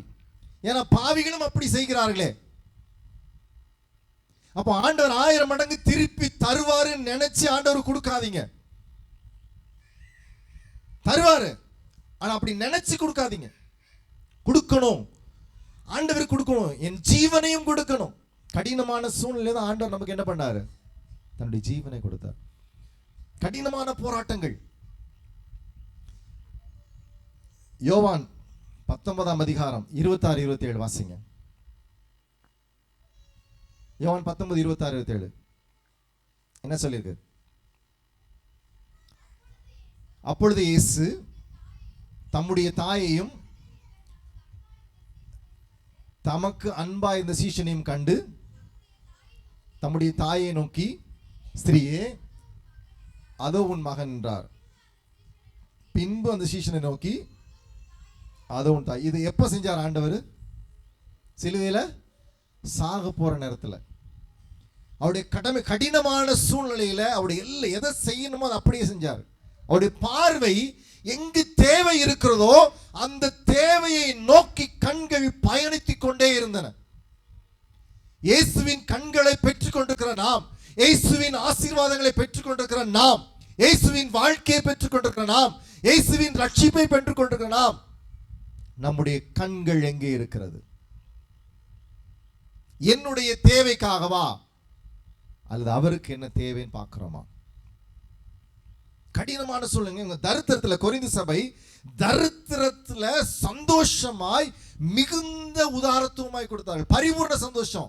சில பேர் கொடுத்துட்டு, அவனுக்கு கொடுத்தேன், நான் என்ன பண்ணிட்டேன், நாசமா போயிட்டேன்பாங்க. இன்னைக்கு நான் இப்படி சொல்லிட்டு இருக்கேன்ல, இன்னைக்கு நான் இந்த ஜூலை மாசம்லாம் பிள்ளைங்களை படிக்க வச்சோம். 4.25 லட்சம் ரூபாய் பணம் ரைஸ் பண்ணி பிள்ளைங்களை ஃபீஸ் கேட்டுக்கிறோம். இப்போ எனக்கு 1.5 லட்சம் ரூபாய் கடன் இருக்குது. நீ கடன் வாங்காத ரூபாய் கடன் கொடுப்பாயின்னு ஆண்டு சொல்லிக்கார்ல, அப்போ ஏன் கடன் வாங்க வச்சாரு? 4 பிள்ளைங்க அழுகுறாங்க, அவங்க போய் கடன் வாங்கினா திரும்ப கொடுக்க முடியாது. எனக்கு ஏதோ ஒரு காணிக்கை தருவார், நான் கடன் வாங்கிக்கிறேன்னு சொல்லி கடன் வாங்கி கொடுத்துட்டு. அப்போ ஆண்டவர்கிட்ட கேட்டேன். அப்போ ஆண்டு எனக்கு ஞாபகப்படுத்தினாரு. திருச்சியில் இருக்கும்போது ஒரு வாலிப சகோதரி ஜெபம் பண்ணாங்க, புனிதா ஜான்சின் 2 பேர். ஆனால் நீங்கள் வேலூருக்கு போவீங்க, ஒரு கடனே வாங்கியிருக்க மாட்டீங்க. ஒரு குறிப்பிட்ட காலகட்டத்தில் கடன் நிறைய வாங்குவீங்க, ஏகப்பட்ட பிரச்சனை அனுபவிப்பீங்க. அது ஒரு பெரிய சாட்சியாக இருக்கும். என்னங்க கடன் வாங்குறத சாட்சி? உபத்திரவத்தில். அப்போ தான் இந்த வசனம், அன்னைக்கு நான் அழுதுட்டு சர்ச்சுக்கு போகிறேன், இந்த வசனத்தை போதகர் சொன்னார். இன்னைக்கு ரொம்ப நேரமாக தேடின இந்த வசனத்தை, கண்ணில் தெரியவே இல்லை. அழுது, ஆண்டவர் இந்த வசனம் சொல்கிறீங்களா ஆண்டவர், எங்கே இருக்குன்னு சொல்லுங்கன்னு சொன்ன பிறகு ஆண்டவர் சொன்னார். அதுக்கப்புறம் அந்த வசனத்தை எடுத்து எழுதுனேன் திரும்ப. நீ வேணால் என் பேப்பரை வாங்கி பாருங்கள், ஒவ்வொரு கையெழுத்தும் ஒவ்வொரு மார்க்கும் ஒவ்வொரு எழுத்து ஒவ்வொரு பேனால் இருக்கும். நான் எனக்கு பொய் சொல்ல தெரியாது. 17 முறை பைபிள் முடிச்சிருக்கிறேன். ஃபுல் வசனமும் தெரியும். ஒரு காலத்தில் வசனம் எப்படின்னா முழங்கால் போட்டு பைபிளை வாசிப்பேன். ஒரு முறை 9 நாளில் பைபிளை வாசித்து முடித்தேன். சாப்பிடாம ராத்திரி மட்டும் கொஞ்சோண்டு தண்ணி கொஞ்சம் தயிர் சாதம் மட்டும் சாப்பிட்டுட்டு 9 நாளில் பைபிளை முடித்தேன். எழுதி வைப்பேன், டேட் போட்டு டைம் போட்டு எழுதி வைப்பேன். குறிப்புகள் அதில் இருக்கும். அந்த பைபிள் வாசித்து முடிச்சுட்டு அந்த பைபிளை யாராவது எடுத்து போயிடுவாங்க, அது கொடுத்துருவேன். ஏன்னா அதில் பிரசங்கம் பண்ணக்கூடாது, என்னுடைய காரியம் அதுதான். அப்போ ஒரு நாள் ஆண்டு ட்ரெயினில் போயிட்டு இருக்கும்போது சொன்னார், தம்பி உன் வசனத்தை எல்லாம் மறக்க வைக்க போகிறேன். அந்த நேரத்தில் என்ன பிரசங்கம் பண்ணணுமோ, என்ன அந்த ஜனங்களுக்கு வேணுமோ அதை கொடுப்பேன், நீ கொடுத்துட்டு போயிட்டே இருந்தார். சரிங்க ஆண்டவரேன்ட்ட வசனம் மறந்துடுச்சு அவ்வளோ. ஆனால் இந்த இடத்துல நிற்கும் போது எக்ஸ்ட்ரா வசனமும் வரும். இந்த இந்த உபாகமெல்லாம் எழுதியெல்லாம் வைக்கல. ஆனால் ஆண்டவர் சொன்னார், சொல்லியாச்சு, அவ்வளோதான். உங்களையும் அப்படி தான் அழைச்சிருக்கிறார். முடிஞ்ச பிறகு நீங்கள் சொல்லுவீங்க. முதல்ல அடுத்தவருடைய தேவைகளை என்ன பண்ணணும்? நோக்கி பார்க்கணும். எப்படி? எந்த சூழ்நிலையில்? மூணாவதுனா எதற்காக பார்க்கணும்? அடுத்தவங்க சூழ்நிலை நான் ஏன் பார்க்கணும்? பைபிளில் சொல்லி கலாத்தியர் 6:2 வாசிங்க. கலாத்தியர் 6:2. ஒருவர் பாரத்தை ஒருவர் சுமந்து. யாருடைய பிரமாணத்தை? அப்போ கிறிஸ்துவின் பிரமாணத்தை நிறைவேற்ற எதற்காக நான் பிறருடைய தேவையை நோக்கி பார்க்கணும்? அடுத்தவங்களுக்கு என்ன தேவை நான் ஏன் பார்க்கணும்? கிறிஸ்துவின் பிரமாணம் அதுதான். ஒருவர் பாரத்தை ஒருவர் சுமந்து. நீங்க உங்க சர்ச்சுக்குள்ள, உங்க திருச்சபைக்குள்ள ஒருத்தர் விதவையா இருக்காங்களா? ஒருத்தர் கஷ்டப்பட்டு இருக்காங்களா? ஒருத்தர் வீடு கட்டும் போது உங்கள்கிட்ட பணம் இருக்குதா? அந்த பணத்தை கொடுத்து உதவ முடியுமா? ஒருத்தர் பிள்ளைக்கு ஃபீஸ் கட்டணும், ஒருத்தருக்கு ஆஸ்பத்திரிக்கு செலவு பண்ணணும், உங்கள்ட்ட அந்த நேரத்தில் பணம் இருக்குதா? சும்மா உட்கார்ந்து இருக்குதா? அதை கொடுங்க. ஒருவர் பாரத்தை ஒருவர் சுமந்து இப்படியாக கிறிஸ்துவின் பிரமாணத்தை நிறைவேற்றுங்கள். பரலோகத்தில் உங்களுக்கு மிகுந்த பொக்கிஷம் உண்டாயிருக்கும். நான் சேலஞ்ச் பண்றேங்க. அந்த பைக்கு கொடுத்த பிறகு சும்மா உட்காந்துருந்தேன், பைக் இல்லை. ஒருத்தர் சொன்னாரு, நீ ஏதோ தப்பு பண்றாலும் வந்துட்டு ஆண்டர் பைக்கு பிடிங்கிட்டாருனாங்க. ஒரு 2 மாசம் கஷ்டப்பட்டேன். சைக்கிளில் போனேன், நடந்து போனேன், பிள்ளைங்களை சைக்கிளில் வச்சுட்டு தான் போனேன். ஒருத்தர் ஒரு பைக் கொடுத்தாரு, ரொம்ப கஷ்டப்படுங்க ஒரு பைக் கொடுக்குறேன்னு. ஒரு 10 நாள் கழிச்சு பிடிங்கிட்டார் பைக்கை. ஆனால் அந்த வண்டி நல்லா ஓட ஆரம்பிச்சிருச்சு, சூப்பராக ஓட ஆரம்பிச்சிருச்சு. அவர் குப்பை தொட்டில் போட்டிருந்தாரு, ரெடி பண்ணி எடுத்துகிட்டு வந்தேன். எனக்கு மெக்கானிக் வேலை ஆண்டு கற்றுக் கொடுத்துருக்குறாரு, துணி தைக்கிற வேலை கற்றுக் கொடுத்துருக்குறாரு, பழைய ஜாமான் ரிப்பேர் பண்ணுறதுக்கு, வெல்டிங் பண்ணுறதுக்கு, கார்பென்ட்ரி வேலை பார்க்கறது, பெயிண்ட் அடிக்கிறதுக்கு, மேஸ்திரி வேலை பார்க்கறதுக்கு, செருப்பு தைக்கிறதுக்கு, எல்லாம் என்ன வேலையெல்லாம் முடியுமோ அவ்வளோ ஆண்டு கற்றுக் கொடுத்துருக்குறாரு. முடியாதுன்னு ஒன்று என்கிட்ட கொடுத்தாங்கன்னா செய்ய வச்சுருவேன். செய்யணும் செய்யணும் செய்யணும், யாருக்காவது ஏதாவது செஞ்சுட்டே இருக்கணும் ஏதோ ஒரு வகையில். அதுதான் ஒருவர் பாரத்தை ஒருவர் சுமக்கிறதுக்கு. நீங்கள் செய்ய பாருங்க. இறக்கிற கிணறு என்ன பண்ணுமா? சுரக்கும்ல. அப்போ நீங்கள் செஞ்சு பாருங்க, உங்களுக்கு இன்னும் அறிவு வளரும், உங்களுக்கு திறமை வளரும், உங்களுக்கு தாழ்ந்து வளரும். உங்களுக்கு ஆண்டவர் கூட்டி கொடுத்துட்டே இருப்பார். அதுதான் கொடுக்கிறது. பணம் மட்டும் அல்ல, பணம் மட்டும் இல்லை, எல்லாத்தையும் கொடுப்பார். இவன் என்னடா ஊருக்கெல்லாம் கொடுக்குறானேன்னு சொல்லிட்டு என்னை திட்டினாங்க. என் அக்கா, என் அண்ணன், என் தம்பி, என் வீட்டில் பொண்டாட்டி வீட்டில் உள்ளவங்க எல்லாருமே திட்டினாங்க. உன் 2 பொம்பளை பிள்ளைங்க எப்படி படிக்க வைக்க போறேன்னு பார்ப்போம் அப்படின்னாங்க. 2 பேருமே நல்லா படிச்சு முடிச்சிட்டாங்க. பெரியவா பிஎஸ்சி எம்எல்டி முடிச்சுட்டு இன்னைக்கு 3 வருஷம் வெளில சென்னையில் ஒர்க் பண்ணிட்டு இப்போ வேலூரில் ஒரு ஸ்கூலில் காலேஜில் ஒர்க் பண்ணிட்டு இருக்கிறாங்க. சின்ன பாப்பா எம்எஸ்சி பயோடெக் முடிச்சுட்டு ஐஐடியில் ஒர்க் பண்ணிட்டு இருக்கிறாங்க, ரிசர்ச் டீமில், சயின்டிஸ்ட் டீமில், சென்ட்ரல் கவர்மெண்ட்டில். எந்த லஞ்சமும் கொடுக்கல, எந்த இன்டர்வியூ இல்லாமல் எடுத்தாங்க. விடமாட்டார் ஆண்டவர், ஆண்டவங்களை விடமாட்டார். நம்புறீங்களா? அவன் முதல்ல அவனவன் அடுத்தவர்களுடைய தேவைகளை ஏன் நோக்கணும்? எப்படின்னா முழு அன்புகளோடு பார்க்கணும். 2வது எந்த சூழ்நிலையில? கடினமான சூழ்நிலை. 3வது எதற்காக? ஒருவர் பாரத்தை ஒருவர் சுமக்கணும். கிறிஸ்துவின் பிரமாணம் அதுதான். ஆண்டவர் என்ன பண்ணார்? ஏசாயா 53 சொல்லுங்க, அவர் தாமே நம்முடைய பாடுகளை ஏற்றுக்கொண்டு நம்முடைய துக்கங்களை சுமந்தார். 2வது அவன் என்ன பண்ணணுமா? அசுத்தத்தை களைந்து போட வேண்டும். 1 தெசலோனிக்கேயர் 4:5 என்ன சொல்லிக்குது? அவனவன் வாசிங்க, 1 தெசலோனிக்கேயர் 4:5. உங்களில் அவனவன் தன் பாண்டத்தை, சரீர பாண்டத்தை பரிசுத்தமாயும்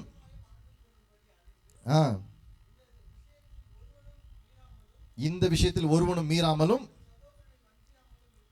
தன் சகோதரனை வஞ்சியாமல் இருக்கணும். பாருங்க, உங்களில் அவனவன் தன் சரீர பாண்டத்தை பரிசுத்தமாய், எல்லா அசுத்தத்தையும் களைந்து போட வேண்டும். உறக்கம் தெளிவும் ஒரு பாட்டு பாடணும், காணிக்கப்படாது. என்ன வந்துச்சு? அசுத்தம் களைவோம். அசுத்தத்தை களைகிறோமா? ஏங்க ரோட்ல போயிட்டு இருக்கும்போது சாக்கடை நீ மேலே பட்டுச்சு அப்படியே உட்காந்துருவீங்களா? என்ன பண்றீங்க? அந்த கழுவுறோம். பண்ணி தான் என்ன பண்ணும்? அப்படியே கிடக்கும். நாய் தான் என்ன பண்ணும்? கக்கினதை தின்னும். நாம் யார்? நீங்களும் நானும் யார் சொல்லுங்க? தேவனுடைய மண் பாண்டம். இங்கே தான் போட்டிருக்குது. தன் சரீர பாண்டம். அந்த மண் பாண்டம் தனக்கு இஷ்டமா என்ன பண்ண முடியாது, செயல்படவே. மண் குயவன் கையில வணைஞ்ச பிறகு குயவன் என்ன செய்கிறாரோ அப்படிதான், அவர் எப்படி அலங்கரிக்கிறாரோ அப்படிதான் இருக்கணும். நம்ம அப்படி இருக்கிறோமா? அதான் சொல்லிக்காரு. அப்போ எவைகள் அசுத்தம், அதை நீங்க என்னைக்காவது யோசித்து பார்த்துருக்கீங்க? எவைகள் அசுத்தம்? கர்த்தர் விரும்பாத காரியங்கள். நீங்க நோட்ல எழுதிக்கோங்க, உங்களுக்கு அதுக்கு தான் பெண் எல்லாம் கொடுத்துருக்கு. கர்த்தர் விரும்பாத காரியங்கள். நெகேமியா 9:16-17 வாசிங்க. நெகேமியா எழுதின புத்தகத்தில் 9ஆம் அதிகாரம் 16-17.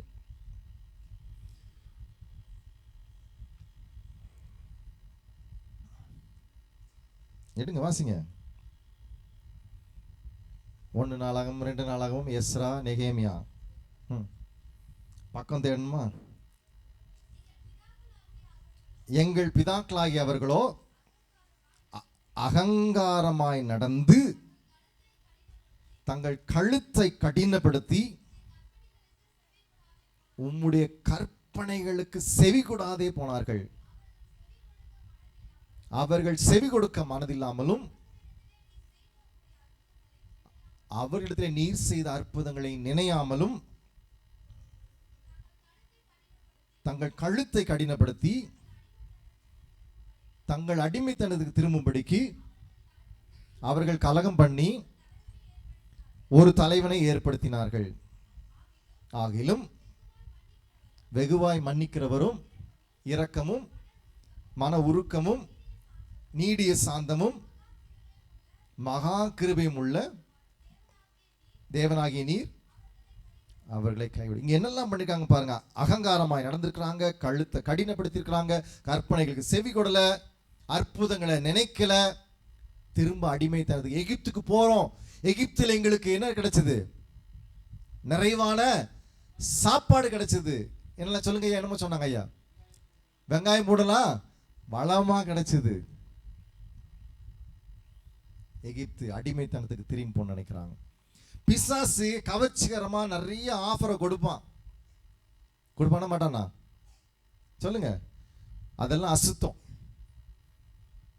ஏதேன் தோட்டத்துல அழகா இருந்துச்சுன்னு சொல்லி போட்டு பைபிள்ல, பார்வைக்கு வாசிக்கலாமே, எடுங்க வாசித்தாதான் நமக்கு மண்ணில் ஏறும். ஆதியாகமம் 3ஆம் அதிகாரம் 6ஆம் வசனம் வாசிங்க. அப்பொழுது ஸ்திரியானவள் அந்த விருட்சம் புசிப்புக்கு நல்லதும் பார்வைக்கு இன்பமும் புத்தியை தெளிவிக்கிறதுக்கு இச்சிக்கப்படத்தக்க விருட்சமுமா இருக்கிறது என்று கண்டு. இப்ப யோசித்து பாருங்க, ஆண்டவர் என்ன சொன்னாரு? இந்த கனியை சாப்பிடாதனார். ஆனா இது எப்படி இருந்துச்சு? பார்வைக்கு புசிப்புக்கு நல்லது, பார்வைக்கு இன்பம், எப்படி எல்லாம் இருக்கு பாருங்க. புத்தியை தெளிவிக்கிறது, இச்சிக்கப்படுத்த, பார்த்த உடனே கவர்ச்சியா இருக்குதுங்க, அட்ராக்ஷன். நீ கவர்ச்சியை பார்த்து தான் நிறைய பேர் விழுந்து போய் கல்யாண வாழ்க்கையில் நொந்து போய் உட்கார்ந்துருக்கிறாங்க. லவ் லவ் லவ், பின்னாடி மண்ணெண்ண ஸ்டவ். இப்போ கேஸ் ஸ்டவ் ஆகி போச்சு, இப்போ இண்டக்ஷன் வந்து போச்சு, குத்த வச்சு உட்கார வச்சு சூடு பண்ணி எரிச்சிருவாங்க போல. எலக்ட்ரிக் ஸ்டவ் வந்து போச்சு. இப்போ எப்படி எல்லாம் ஒரு ஒரு ஒரு அம்மா தன்னுடைய காதலுக்கு இடைஞ்சலா இருக்காங்கன்னு சொல்லி ஒரு பொண்ணு அம்மாவை கண்டம் துண்டமா சின்ன சின்னதா போட்டு ஊறுகாய் பாட்டில போட்டு அடைச்சி கிணத்துல போட்டுடுச்சு. கொடூரமான செயல். ஏன்னா அவ்வளவு இச்சை. அப்போ அந்த அருவருப்பு ஆண்டவர் என்ன, அது ஆண்டவருக்கு பிடிக்கல. நல்லதாவே இருந்தாலும் ஆண்டவருக்கு பிடிக்கலன்னா செய்யக்கூடாது. அதனால தாவீது ஆண்டவர் என்ன பண்ணுவான்? ஆண்டவரே, நான் இதை செய்யலாமா வேண்டாமா என்று கர்த்தரிடத்தில் கேட்டு விசாரித்தான்னு பைபிள்ல நிறைய இடத்துல எழுதி இருக்குது. ஏன், எதுக்கு அவன் தாவீது கர்த்தரிடத்தில் விசாரிக்கணும்? போர் புரியலாமா? ஆலயம் கெட்டது நல்லதா கெட்டதா? நல்லது தானே. ஏன் தாவீதை கெட்ட விடல ஆண்டவர்? அது தேவனுக்கு விருப்பம் இல்லை. தாவீதுடைய கையினால ஆலயம் கட்டப்படுவதை தேவன் விரும்பவில்லை. ஆண்டவர்கிட்ட கேளுங்க, ஆண்டவரே, நான் இதை செய்யலாமா வேண்டாமா? இது உங்களுக்கு பிரியமா இருக்குமா? கேட்டு செஞ்சு பாருங்க. அடி வாங்கியிருக்கேன், நான் நிறைய அடி வாங்கியிருக்கேன்.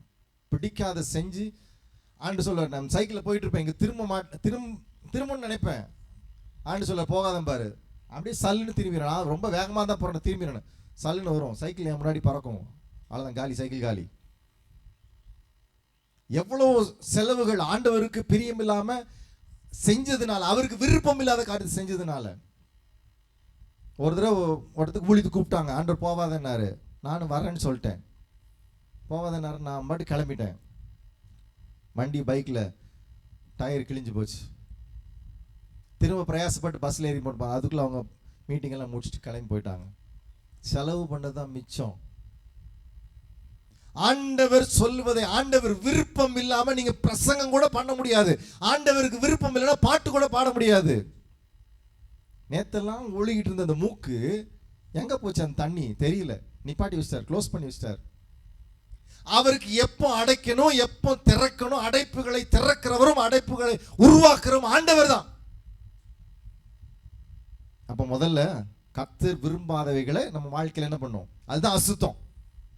நீங்க நினைச்சுக்கிற பீடி குடிக்கிறது, விபச்சாரம் பண்றது, வட்டிக்கு பணம் கொடுக்கிறது, குத்துறது, கெட்ட வார்த்தை பேசுறது மட்டுமல்ல, தேவன் விரும்பாத நற்செயல்களும் அசுத்தமே.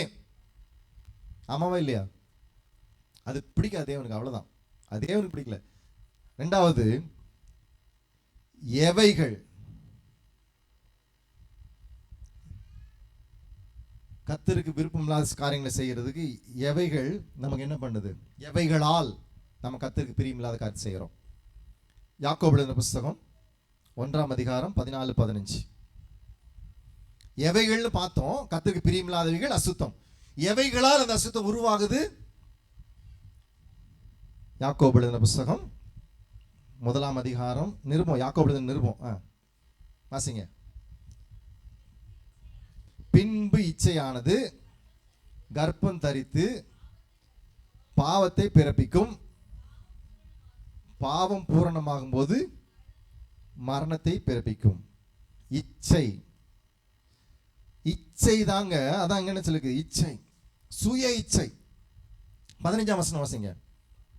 அவனவன் தன் தன் சுய இச்சையினால் இழுக்கப்பட்டு சிக்குண்டு, தன் தன் சுய இச்சை. எனக்கு என் பார்வை, அந்த ஏவாள் என்ன பண்ணாங்க, அந்த பார்வை அங்க பட்டுச்சு, சுய இச்சை. எனக்கு எனக்கு வேணும், எனக்கு இது பிரியமா இருக்கிறது. வீட்டில் இப்போ யாரையாவது இதை செய்யாதுன்னு சொன்னா என்ன பண்ணுவாங்க? எனக்கு பிடிச்சிருக்கு, நான் செய்வேன், நீ கம்முன்னு போயிட்டே இரு. இப்போல்லாம் என்னெல்லாம் வா போன்னு பேசினா என்னெல்லாம் வீட்டில் அடி பொழந்துருவாங்க. இப்போ அம்மாவை அப்பாவை என்ன பண்ணுறோம்? பாமே ஏப்பாயா, ஏப்பாப்பா, தாத்தா வந்த, கிளவா போ, ஆயா ஆய மூடு, கம்முன்னு போறியா, சும்மா கிடக்குறியா, சும்மா கத்திக்கிட்டு சொல்றோமா இல்லையா? சுய இச்சை வரும் பொழுது எல்லாரையும் கனவீனப்படுத்துறோம். உன்னை நேசிப்பது போல் சுய இச்சை என்னையவே நேசிக்கிறேன்னு அர்த்தம். மற்றவங்களை வாயா போயான்னு கேவலமா பேசினா என்ன அர்த்தம்? என்னை எனக்கு பிடிக்கவில்லை, ஏனோ என்னை எனக்கு பிடிக்கவில்லை. என்னைய பிடிச்சிருந்தா மட்டும்தான், எனக்கு எப்படி வேணுமோ அப்படிதான் நான் மற்றவங்களுக்கு செய்யணும். நான் யாருக்காவது இப்போ எதாவது செய்யணும் அப்படின்னு யோசிச்சேன்னா அதை யோசித்து பார்ப்பேன். இந்த ட்ரெஸ்ஸை நான் போடுவேனா, இந்த விலையில நான் போடுவேனா, இந்த செருப்பை நான் போடுவேனா, யோசித்து பார்த்து தான் மற்றவங்களுக்கு செய்ய முடியும். எனக்கு எப்படி இருக்கோ அது மற்றவங்களுக்கு கொடுத்தா அது ஆசீர்வாதம்.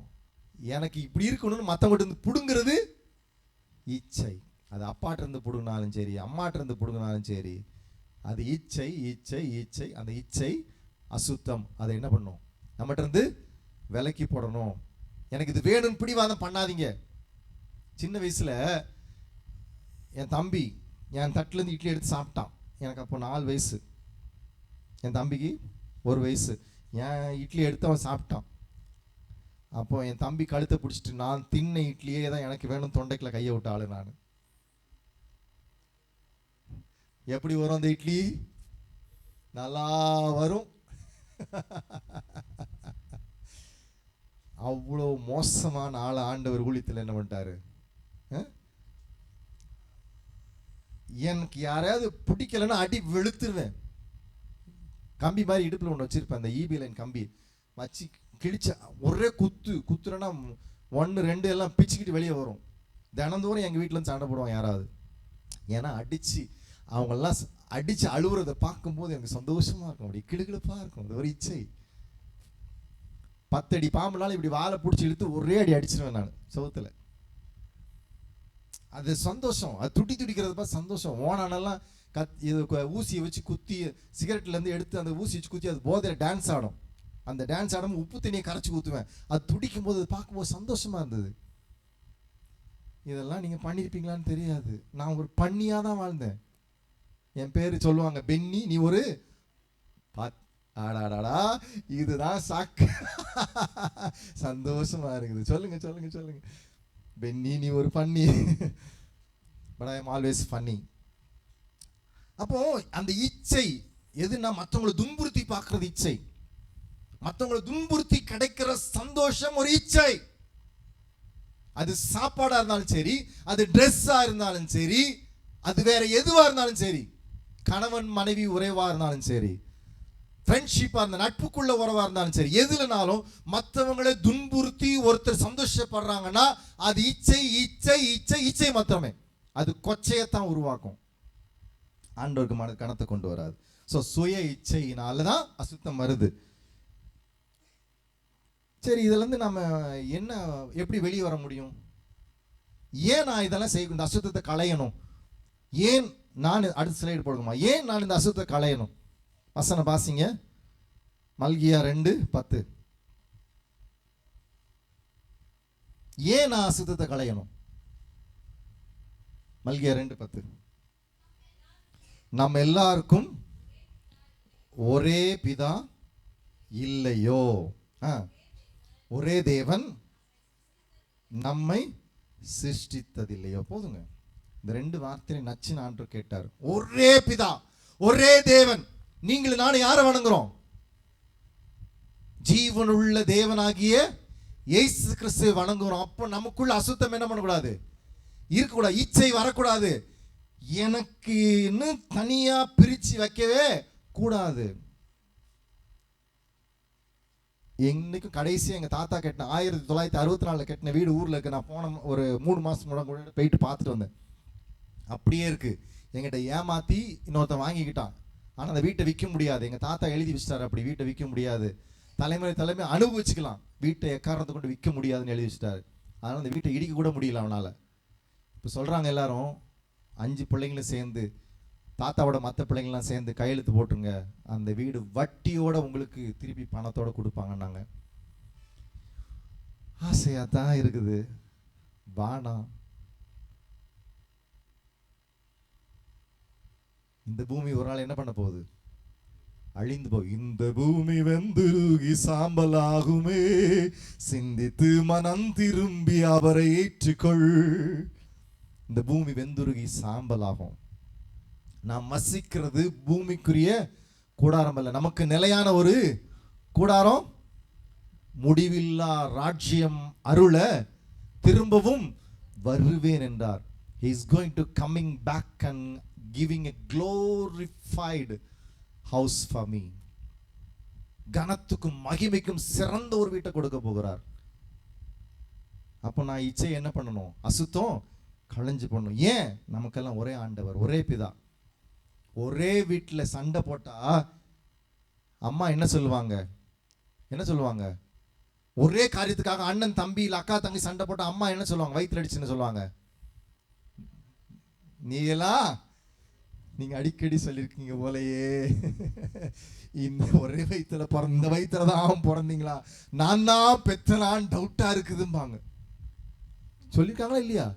நான் தான் உன்னை பெத்தனான்னு தெரியல, சனியம் மாதிரி என் வயிற்றுல வந்து பிறந்துட்டியே, அவனை பாரு அவன் எப்படி இருக்கான், இவனை பாரு எப்படி இருக்க, நீ ஏன் இப்படி இருக்க, நீ என் வயிற்றுல தான் பிறந்தியா? ஒரே அப்பா, எவ்வளோ கேவலமா! அதை கொஞ்சம் யோசிச்சு பாருங்களேன். அப்போ நான் மற்றவங்களுக்கு செய்யாம நான் எனக்குன்னு எடுத்து ஒதுக்கி வச்சு நான் எனக்குன்னு சுய இச்சையில வாழ்ந்துட்டு இருந்தேன் அப்படின்னா என் பேரு என்னதான்? என் பேர் என்னதான்? சொல்லுங்க. ஏங்க மற்றவங்க பணத்தை வந்து பணத்துக்காக மற்றவங்களோடு கூட தன்னுடைய உடலை விற்கிறவங்க பேர் என்னது? விபச்சாரி, விபச்சாரக்காரன். அப்போ நான் மற்றவங்களுக்கு கொடுக்காம எனக்கு வேணும்னு என்னுடைய இச்சையினால சாப்பாடோ பொருளோ ட்ரெஸ்ஸோ ஏதோ ஒன்று நான் வச்சுக்கிறேன்னா அப்ப நான் யார்? நான் விபச்சாரக்காரன்.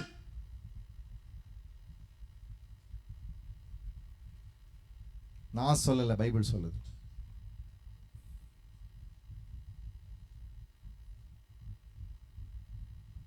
நல்லா யோசித்து பாருங்க. எனக்கு நான் பாகாயத்தில் ஒரு பெரிய சர்ச் இருக்குது. அந்த சர்ச்சில் பைசா வச்சிருக்கிறாங்க ஜனங்க.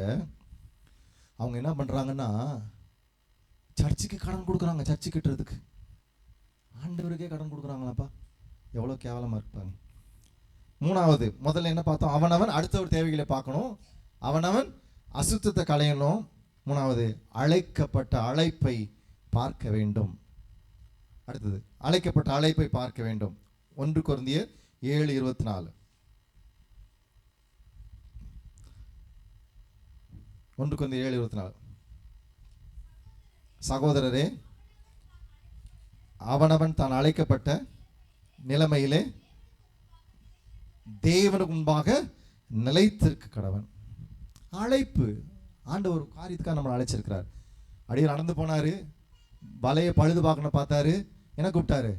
என் பின்னே வா, நான் உங்களை மனுஷனை பிடிக்கலாக்குவேன்.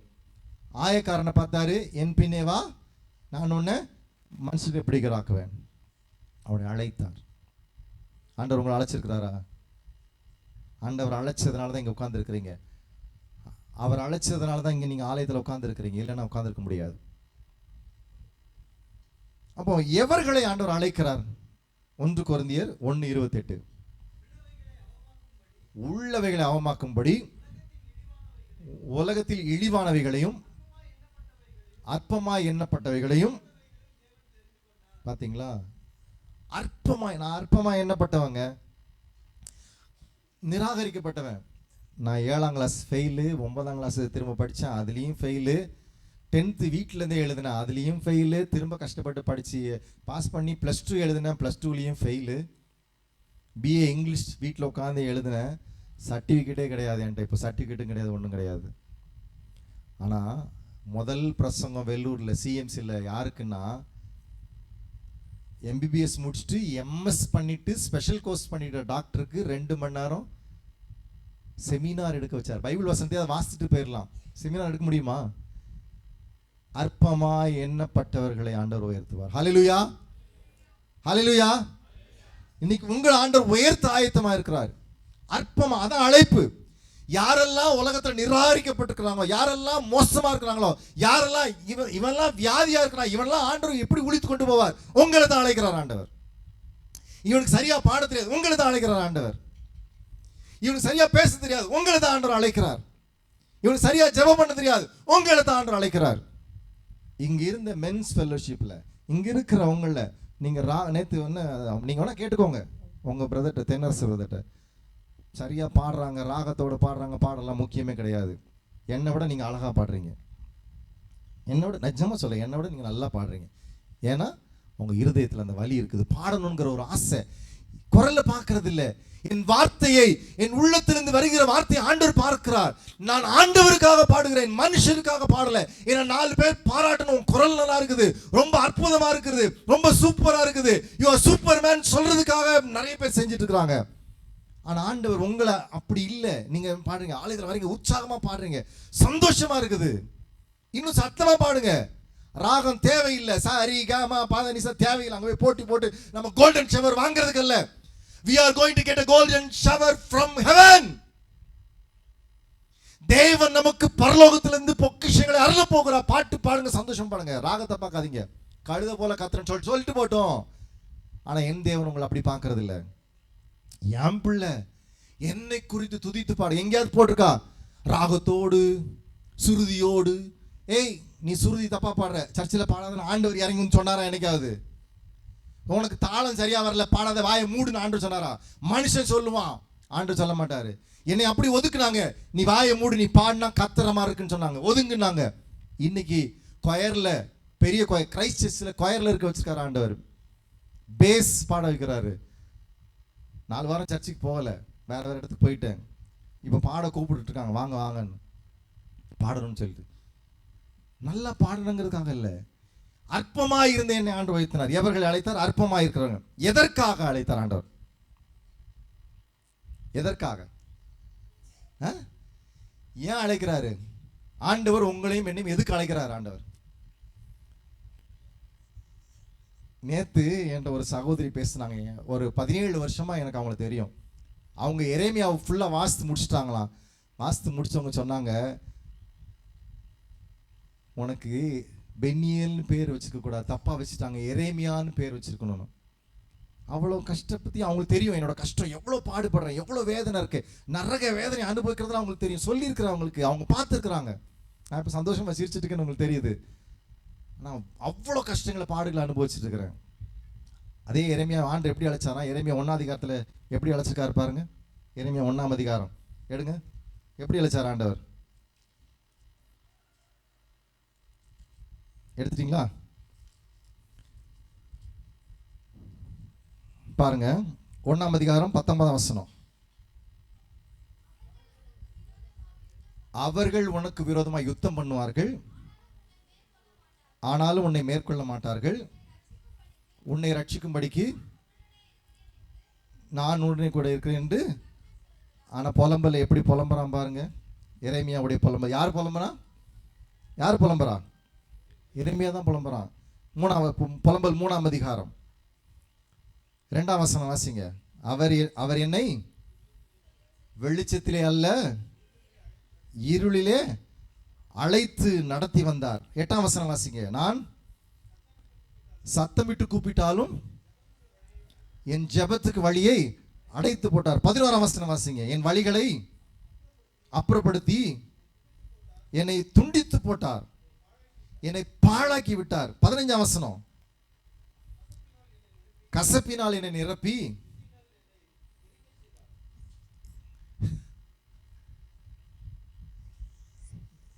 எவர்களை அழைச்சிருக்கிறாரு? அற்பமா எண்ணப்பட்டவர்களை. எதற்காக அழைச்சிருக்கிறாரு? எதற்காக அழைச்சிருக்கிறாரு? பாடு அனுபவிக்க அழைச்சிருக்கிறார். என்னோடு கூட பாடுபடுங்கன்னு சொல்லியிருக்காரு. ஏன்னா பைபிளில் தான் சொல்லியிருக்குது. 2 கொரிந்தியர் 5:8 10 வாசிங்க. 2 கொரிந்தியர் 5:8-10.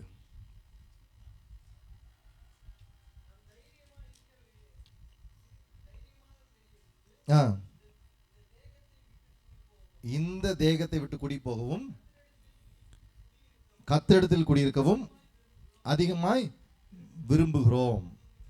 அது நிமித்தமே நாம் சரீரத்திலே குடியிருந்தாலும் குடியிராமற் போனாலும் அவருக்கு பிரியமா இருக்க நாடுகிறோம். அவருக்கு பிரியமா இருக்குன்னா என்ன பண்ணணும்? அதே 2 கொரிந்தியர் 4:8, 9, 10 வாசிங்க. நாங்கள் எப்பக்கத்திலும் நெருக்கப்பட்டும் ஒடுங்கி போகிறதில்லை, கலக்கமடைந்தும் மனம் முறிவடைகிறதில்லை, துன்பப்படுத்தப்பட்டும் கைவிடப்படுகிறதில்லை, கீழே தள்ளப்பட்டும் மடிந்து போகிறதில்லை. கர்த்தராகிய இயேசு கிறிஸ்துவினுடைய ஜீவனும் எங்கள் சரீரத்திலே விளங்கும்படிக்கு இயேசுவின் மரணத்தை எப்பொழுதும் எங்கள் சரீரத்தில் சுமந்து செல்கிறோம். 11ஆம் வசனத்து கடைசியில் சொல்லியிருக்குது, எப்பொழுதும் இயேசுவின் நிமித்தம் தம் மரணத்துக்கு ஒப்பு கொடுக்கப்படுகிறோம். அப்போ ஆண்டவர் எதற்காக அழைச்சிருக்கிறாரு? நல்ல ட்ரெஸ் போட்டுட்டு ஜம்மு ஜிம்முன்னு காரில் போய்கிட்டு அப்படி போய் சும்மா சொகுசா இறங்குறதுக்கு உங்களை அழைக்கல. ஆசாரியர்கள் எப்படி அழைச்சார் ஆண்டவர்? உனக்கு வீடு இருக்கக்கூடாது, அப்படிதான் அழைச்சிருக்காரு. பைபிளில் தானே போட்டிருக்கு. ஆசாரியனுக்கு அவனுக்கு சொந்த காணியாட்சியா நிலம் இருக்கக்கூடாது, அவன் தரித்திரனா தான் இருப்பான். என்னை ஹவுஸ் ஓனர் சொன்னாரு, 20 வருஷமா இந்த எங்க வீட்டில் வாடகைக்கு இருக்கிறீங்க, நீங்க அப்படியே தான் இருக்கிறீங்க. உங்களை பாருங்க, மற்ற ஊழியக்காரெல்லாம் பாருங்க, உங்களை விட ஒண்ணுமே இல்லாதவெல்லாம் 2 கார் வச்சிருக்கிறான். நீங்க எல்லாத்துக்கும் வாரி வாரி கொடுத்து நீங்க தரித்திரத்தில் இருக்கிறீங்க. சந்தோஷம். நான் தரித்திரனாவே இருந்துட்டு போறேன். அந்த ஒரு வாரம் ரொம்ப கஷ்டப்பட்டேன், வேதனைப்பட்டேன். இருக்கிற வீட்டில் இருக்கிற பழைய பொருளெல்லாம் தூக்கி போட்டு உடைச்சேன். அவ்வளோ கோபம். ஆண்டவரே, இப்படி பேசுற அளவுக்கு என்ன வச்சிருக்கிறீங்க? நான் ஏதாவது பொருள் வச்சிருந்தேன்னா அது உடஞ்ச பொருள் எதாவது இருந்துச்சுன்னா அது ஏதாவது ரெடி பண்ணிடுவேன். இந்த ஸ்டாண்டில் கூட ஒரு சின்ன பொருள் இருந்துச்சு, அதை எடுத்து கட் பண்ணி ரெடி பண்ணி தான் அந்த ஸ்டாண்டை ரெடி பண்ணி வச்சிருக்கிறேன். வேஸ்ட் பண்ண மாட்டேன். ஆனால் அதை அத்தனையும் போட்டு என் கோபத்தெல்லாம் சேர்த்து வச்சு அடித்து உடைச்சேன். ஏன் இப்படி பேசுனாங்க? அப்போ என்கிட்ட சொன்னாங்க, இதெல்லாம் உடைக்கிறதுனால என்ன பிரயோஜனம்? நாமளும் வீணா போனவங்க தான். நம்மை ஆண்டவர் நொறுக்கினால் நீ என்ன பண்ணுவ? யோசித்து பாருங்க. ஆண்டவர் பாடுபடுறதுக்கு தரித்திரனை தான் அழைச்சிருக்கிறார் உங்களுக்கு. 2 கொரிந்தியர் 6ஆம் அதிகாரத்தில் பாருங்க, அவர் என்ன சொல்றாரு பாருங்க. ஃபுல்லா நீங்க வாசித்து பார்த்தீங்கன்னா தெரியும். ஆனா 10ஆம் வசனத்தை மட்டும் வாசிக்கலாம். துக்கப்படுகள் எனப்பட்டாலும் எப்பொழுதும் சந்தோஷப்படுகளாகவும், தரித்திரர் எனப்பட்டாலும் அநேகரை ஐஸ்வர்யவான்கள் ஆக்கர்களாகவும், ஒன்றும் இல்லாதவர்கள் எனப்பட்டாலும் சகலத்தையும் உடையவர்களாகவும் எங்களை விளங்க பண்ணுகிறோம். இப்படி நீங்க உங்களை பண்ண முடியுமா? இதுதான் ஆண்டவர் அழைச்சிருக்கிறார். எதற்கு அழைச்சாரு?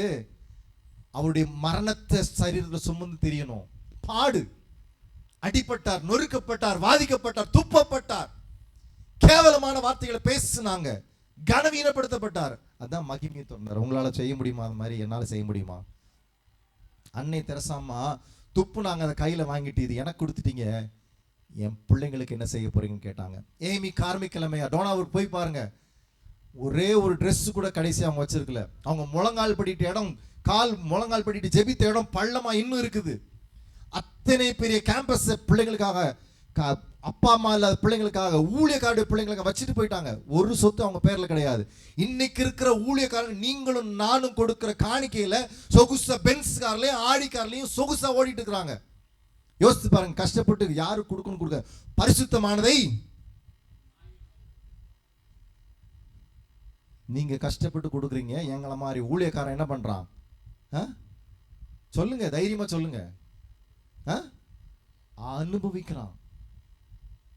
பாத்திரம் அறிந்து பிச்சையே பாத்திரம் இருந்து போன காணிக்கைய நீங்க நினைக்கலாம், நான் காணிக்கை தானே கொடுக்குறேன், ஆண்டவர் விரும்புறாருன்னு. இல்ல, அதை கொடுக்கணுமா ஆண்டவர் முதல்ல சொல்றாரா பாருங்க. அவங்க கொடுக்கணும்னு சொல்றவங்க கொடுங்க. ஏன்னா நான் எங்க போனா ஜோம் பண்ண காணிக்க வாங்க மாட்டேன், வாங்கன்னு சொல்லிடுறேன். ஆண்டவர் வாங்க. ஒருத்தர் என்கிட்ட வந்தாரு, பிஜிபி பன்னிதாஸ், அவங்க தம்பி வந்தாரு. நீங்க நிறைய ஊழியம் செய்றீங்க கேள்விப்பட்டோம், பிளாங்க் செக்கை கையில் கொடுத்து எவ்வளவு எழுதிக்கோங்கன்னாரு. உங்கள்கிட்ட இருந்து ₹1 வாங்க கூட ஆண்டு சொன்னார், போங்கன்ட்டு. நான் அவ்வளோ கேவலமா திட்டிட்டு போயிட்டாரு. ஆண்டவர் ஏன்ட்ட பேசினார்னாரு, ஏன்ட்ட ஆண்டவர் பேசலன்ட்டு. அடுத்து வேற ஒரு ஊழியக்காரருக்கு அவர்கிட்ட போய் இவர் கொடுக்க, எனக்கு கொடுக்குன்னு சொன்னீங்களா, இவங்க கஷ்டப்பட கொடுங்கன்னா வேலையை பார்த்துட்டு போயான்னு வீட்டுக்குள்ள கூட சேர்க்கல. என்ன அவர் நாய்க்கு என் கண்ணு முன்னால சாப்பாடு போட எனக்கு ஒரு வாய் தண்ணி கொடுக்கல. புரியுதுங்களா குணம்? பெருமைக்காக செய்யறன்னு நினைச்சார் அவர். நீங்களும் அப்படிதான் இருக்காதீங்க. ஆண்டவர்கிட்ட கேளுங்க, காணிக்க போடணுமா, சர்ச்சைக்கு கொடுக்கணுமா, ஆசீர்வாத தட்டு வைக்கணுமா, இந்த ஹார்வெஸ்ட் இவ்வளவு காணி கொடுக்கணுமா, இந்த ஊழியக்கார காணி கொடுக்கணுமா, ஜெபம் பண்ணுங்க. ஜெபம் பண்ண பிறகு ஆண்டவர் கொடுக்க கூடாதுன்னு சொல்லிட்டா கொடுக்காதீங்க காணிக்க. அது எவனா இருந்தாலும் சரி, யாரா இருந்தாலும் சரி, எப்பேற்பட்ட ஊழியக்காரா இருந்தாலும் சரி, கொடுக்காதீங்க. ஏன்டா ஒரு நாள் ஒரு ₹1000 இருந்துச்சு, ஒருத்தவங்க வந்து கேட்டாங்க, ஆண்டவர் கொடுக்கவே கொடுக்காதுன்னாரு. கொஞ்ச நேரம் கழிச்சு பார்த்தீங்கன்னா வாங்கிட்டு வேற ஒருத்தட்ட வாங்கிட்டு தண்ணி அடிச்சு ரோட்டில் படுத்து கிடக்குறாங்க.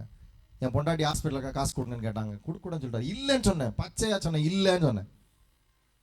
அதே ஒருத்தர் வந்து காசு கேட்டாங்க, இல்லை. இன்னொருத்தர் கேட்டேன், உடனே கொடுத்தாங்க. அந்த காசு அவங்கள்ட்ட கொடுத்தேன், அவங்க தேவையானதை உடனே செலவழிச்சாங்க.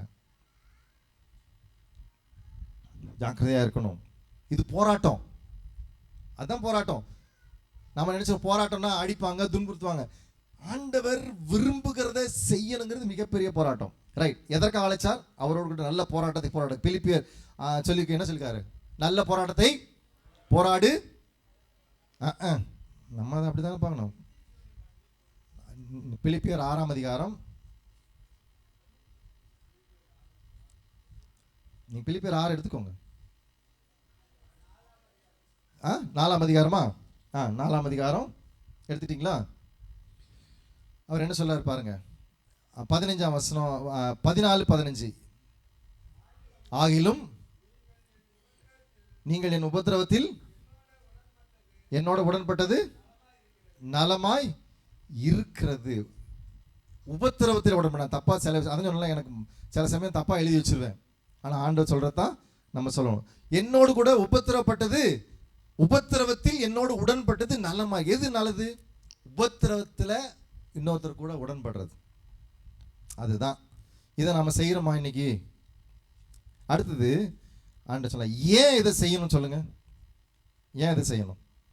ஏன் ஏன் இதை செய்யணும்? 2 கொரிந்தியர் 2ஆம் அதிகாரம், 2 கொரிந்தியர் 2ஆம் அதிகாரம் 15ஆம் வசனம்.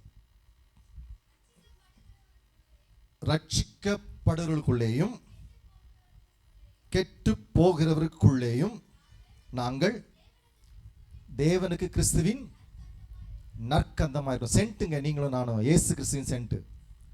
உங்களை பார்க்குறவங்க யாரை பார்க்கணும்? ஏசப்பான்னு பார்க்கணும். நான் நிறைய பெருமைக்காக சொல்கிறேன். இன்றைக்கி ஒரு மளிகை கடை நின்றுட்டு இருந்தேன், சாதாரண டிஷர்ட் போட்டுட்டு இருந்தேன். இப்போ ஒரு திருநங்கை வந்தாங்க, எல்லாத்தையும் கைத்தட்டி காசு கேட்டாங்க. என்னை பார்த்துட்டு தோத்திரம் அப்படி சொல்லிட்டு போயிட்டாங்க. அந்த கடைக்காரர் ஒரு ஹிந்து. நீங்கள் இதுக்கு முன்னாடி பார்த்துருக்கீங்களான்னு கேட்டாங்க. அந்த அம்மா அங்கேருந்து வேகமாக வந்தாங்க. இவர் யாருன்னே எனக்கு தெரியாது, நான் பார்த்ததே கிடையாது, இப்போ தான் முதல்ல பார்க்குறேன். அப்போ ஏம்மா தோத்திரம் சொன்னீங்க? நான் அழுதேன் அன்னைக்கு. ஆண்டவர், நான் இதுக்கு தகுதி கிடையாது ஆண்டவரே, நான் தகுதி கிடையாது ஆண்டவரே. அந்த அம்மா என்னை இயேசுவின் பிள்ளைன்னு சொல்கிறதுக்கு நான் தகுதி கிடையாது. இன்னைக்கு ஆண்டவர் தகுதி இல்லாத அற்பமாக எண்ணப்பட்டவங்களை ஆண்டவர் அவராக, அவருடைய சாயலாக காண்பிக்க விரும்புகிறார். அதற்காகத்தான் கிறிஸ்துவின் நற்கந்தமாக உங்களை மாற்ற விரும்புகிறார். நீங்க அதுக்கு ஒப்பு கொடுக்குறீங்களா? அவங்கள அதுதான் அழைச்சிட்டார் ஆண்டவர். அவன் அடுத்தவர்களுடைய தேவைகளை பார்க்கணும். ஏன், எப்படி, எந்த சூழ்நிலை, எதற்காக, எந்த சூழ்நிலையில எப்படி முழு மனசோட அன்பு கொண்டு, எந்த சூழ்நிலை கடினமான சூழ்நிலை, எதற்காக? கிறிஸ்துவின் பிரமாணம், ஒரு வாரத்தை ஒரு சுமப்பது. இரண்டாவது, அவனவன் அசுத்தத்தை களையணும். எவைகள் அசுத்தம்? கர்த்தர் விரும்பாதவைகள். எவைகளால் அசுத்தப்படுகிறோம்? சுய இச்சைகளால். ஏன் நாம் அசுத்தத்தை களையணும்? நாம் எல்லாருக்கும் ஒரே தேவன், ஒரே பிதா. அடுத்தது, அவன் தன் அழைக்கப்பட்ட அழைப்பை பார்க்கணும். எவர்களை ஆண்டவர் அழைக்கிறார்? அற்பமாய் எண்ணப்பட்டவர்களை. எதற்காக அழைக்கிறார்? நல்ல போராட்டத்தை போராட. ஏன் ஆண்டவர் அழைத்திருக்கிறார்? கிறிஸ்துவின் நற்கந்தமாக. ரோமர் 8:30 வாசிக்கலாமா? ரோமர் 8:30. எவர்களை முன்குறித்தாரோ அவர்களை அழைத்தும் இருக்கிறார். எவர்களை அழைத்தாரோ அவர்களை நீதிமான்களாக்கியும் இருக்கிறார். எவர்களை நீதிமான்களாக்கினாரோ அவர்களை மகிமைப்படுத்தியும் இருக்கிறார். ஆண்டவர் உங்களை மகிமைப்படுத்த விரும்புகிறார். அவருடைய சிலுவையை சுமந்தம் என்றால் நம்மளை மகிமைப்படுத்துவார். கடைசியா ஒரு வசனம், எபிரேயர் 5ஆம் அதிகாரம், எபிரேயர் 5ஆம் அதிகாரம் 12, 13, 14. காலத்தை பார்த்தால் போதகராயிருக்க வேண்டிய உங்களுக்கு தேவனுடைய வாக்கியங்களை, மூல உபதேசங்களை மறுபடியும் உபதேசிக்க வேண்டியதா இருக்கிறது. நீங்கள் பலமான ஆகாரத்தை அல்ல பாலை உண்ணத்தக்கவர்கள் ஆனீர்கள். பால் உண்கிறவன் குழந்தையா இருக்கிறபடியினால் நீதியின் வசனத்தில் பழக்கம் இல்லாதவனாய் இருக்கிறான். பலமான ஆகாரமானது நன்மை தீமை இன்னதென்று பயிற்சியினால் பகுத்தறியத்தக்கதாக முயற்சி செய்யும் ஞானேந்திரியங்களை உடையவர்களாகிய பூரண வயதுள்ளவர்களே தகும். தமிழ் நான் எப்படி தெளிவாக வாசிக்கிறேன்னா பரவாயில்லையா? நான் தமிழில் ஃபெயிலுங்க, 2 மார்க்கு. நான் பிஏ இங்கிலீஷ் எழுதும்போது தமிழில் 2 மார்க். என்னை ஆண்டவர் பயன்படுத்துகிறார், உங்களையும் பயன்படுத்துவார். பலமான ஆகாரம். 20 வயசு ஆன பிறகு பாலே குடிச்சிட்டு தான் என்ன பண்ணுவாங்க? செவுள்ள 2 அரை விட்டு தள்ளிடுவாங்க. எலும்பு தின்னு ஸ்ட்ரென்த்து கிடைக்காது. வெறும் பால் குடிச்சா ஸ்ட்ரென்த்து கிடைக்காது. இப்போ என்கிட்ட நல்லி எலும்பை குடும்ப கடிச்சு நொறுக்கி அது ஒரு அதனால தான் ஆண்டவர் என்ன பண்ணாரு, என்ன நசுக்கிறாரு, அடிக்கிறாரு, எல்லாம் பண்றாரு. நீங்கள் ஒப்பு கொடுக்க ஆயத்தமா? ஒப்பு கொடுக்க ஆயத்தமா? அவன் ஒப்பு கொடுக்க நினைக்கிறவங்க எந்திரிச்சிருங்க. எல்லாம் நம்ம யாரெல்லாம் ஒப்பு கொடுக்க நினைக்கிறீங்க எந்திரிங்க. மற்றவங்க முழங்கால் போட்டுக்கோங்க. ஒப்பு கொடுக்கணும்னு நினைக்கிறவங்க எந்திரிச்சுக்கோங்க. நான் ஆண்டவர் என்னை அழைச்சிருக்கிறார், அவரோடு கூட பாடுபட, அவருடைய மரணத்தை சுமக்க என்னை ஆண்டு அழைத்திருக்கிறார். அந்த பலிபீடத்தில் நாம் அவரை ஒப்படைக்கணும், என்னை ஒப்படைக்கணும். ஒப்பு கொடுக்கணும்னு விரும்பாதவங்க, ஏற்கனவே ஒப்பு கொடுத்தவங்க நீங்கள் உட்காந்துக்கலாம், இல்லை முழங்கால் படிக்கலாம். ஆனால் இன்னைக்கு நான் இன்னும் ஒரு முறை என்னை ஒப்பு கொடுத்தல ஆராய்ந்து பார்க்குறேன். நான் என் ஆண்டவருக்காக வாழ போகிறேன். பலிபீடத்தில் ஒப்பு கொடுக்க போகிறேன் ஆண்டவர்கிட்ட. இந்த பாட்டு, இந்த செய்தியுடைய அர்த்தம் முழுசும் இந்த பாட்டில் இருக்கு. பலிபீடத்தில் என்னை படைக்கிறேனே இந்த வேலை, அடியேனை திருச்சித்தம் போல ஆண்டு நடத்திடுமே. கல்வாரியின் நம்பினையே கண்டு விரைந்தோடி வந்தே, கல்வாரியின் அன்பினையே கண்டு விரைந்தோடி வந்தே, கழுவும் உம் திருரத்தத்தாலே இருதயத்தை, நம்ம இருதயத்தை கழுவுறதுக்கு ஒப்பு கொடுங்க. சத்தமா பாடுங்க.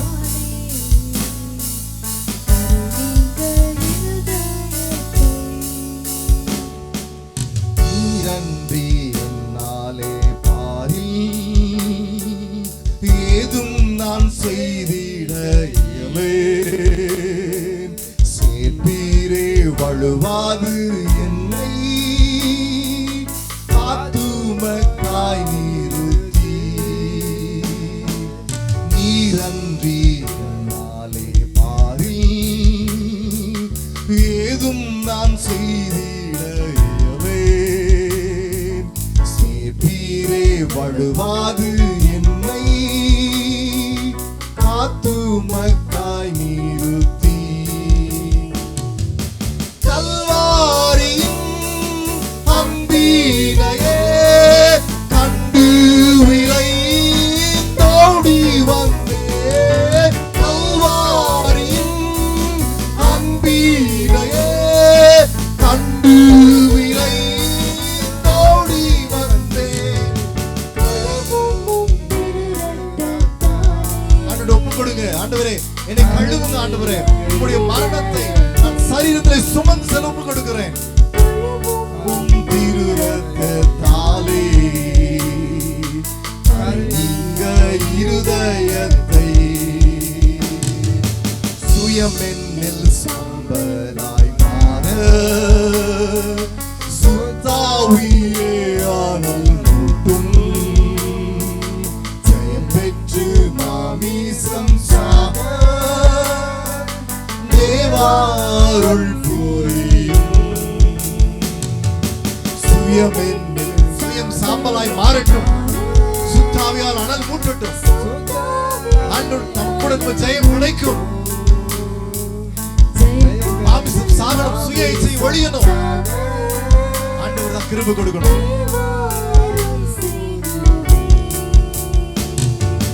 கல்வாரியின் அன்பினையே கண்டு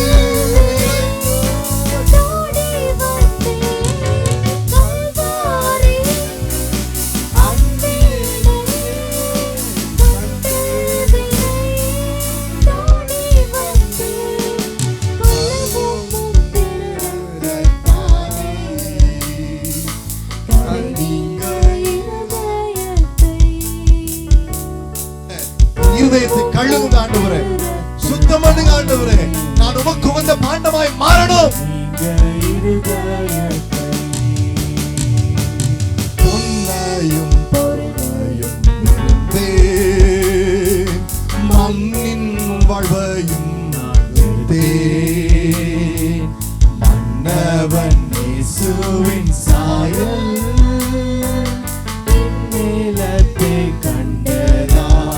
வேண்டாம், பொருள் வேண்டாம், எனக்குள்ள எல்லாம் தரித்திரம் ஆண்டவரே. உம்முடைய சாயலை நான் தெரிந்து கொள்கிறேன். என்னை பார்க்கிறவர்கள் உம்மை பார்க்க வேண்டும். உம்முடைய முகத்தை நான் தரிசித்து விட்டேன்.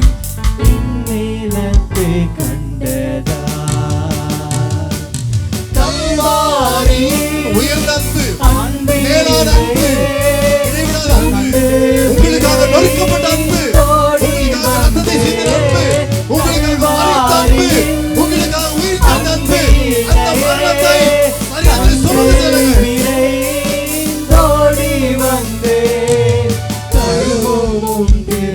நீரை இயேசுவினால் கழுவும், அப்பொழுது சுத்தமாவே உறைந்த மழையிலும் மென்மையாவே.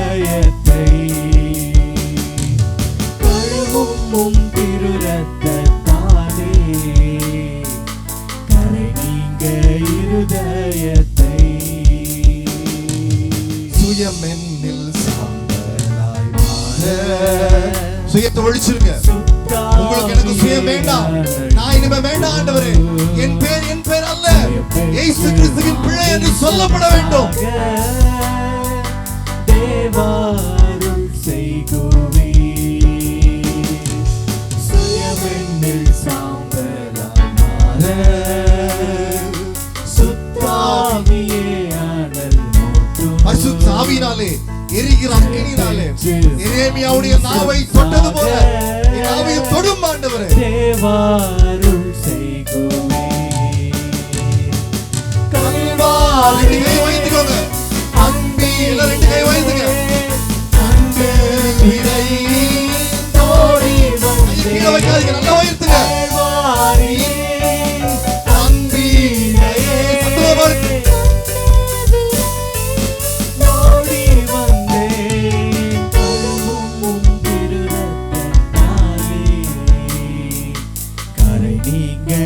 இருதயத்தை கழுவும் திருரத்தத்தாலே.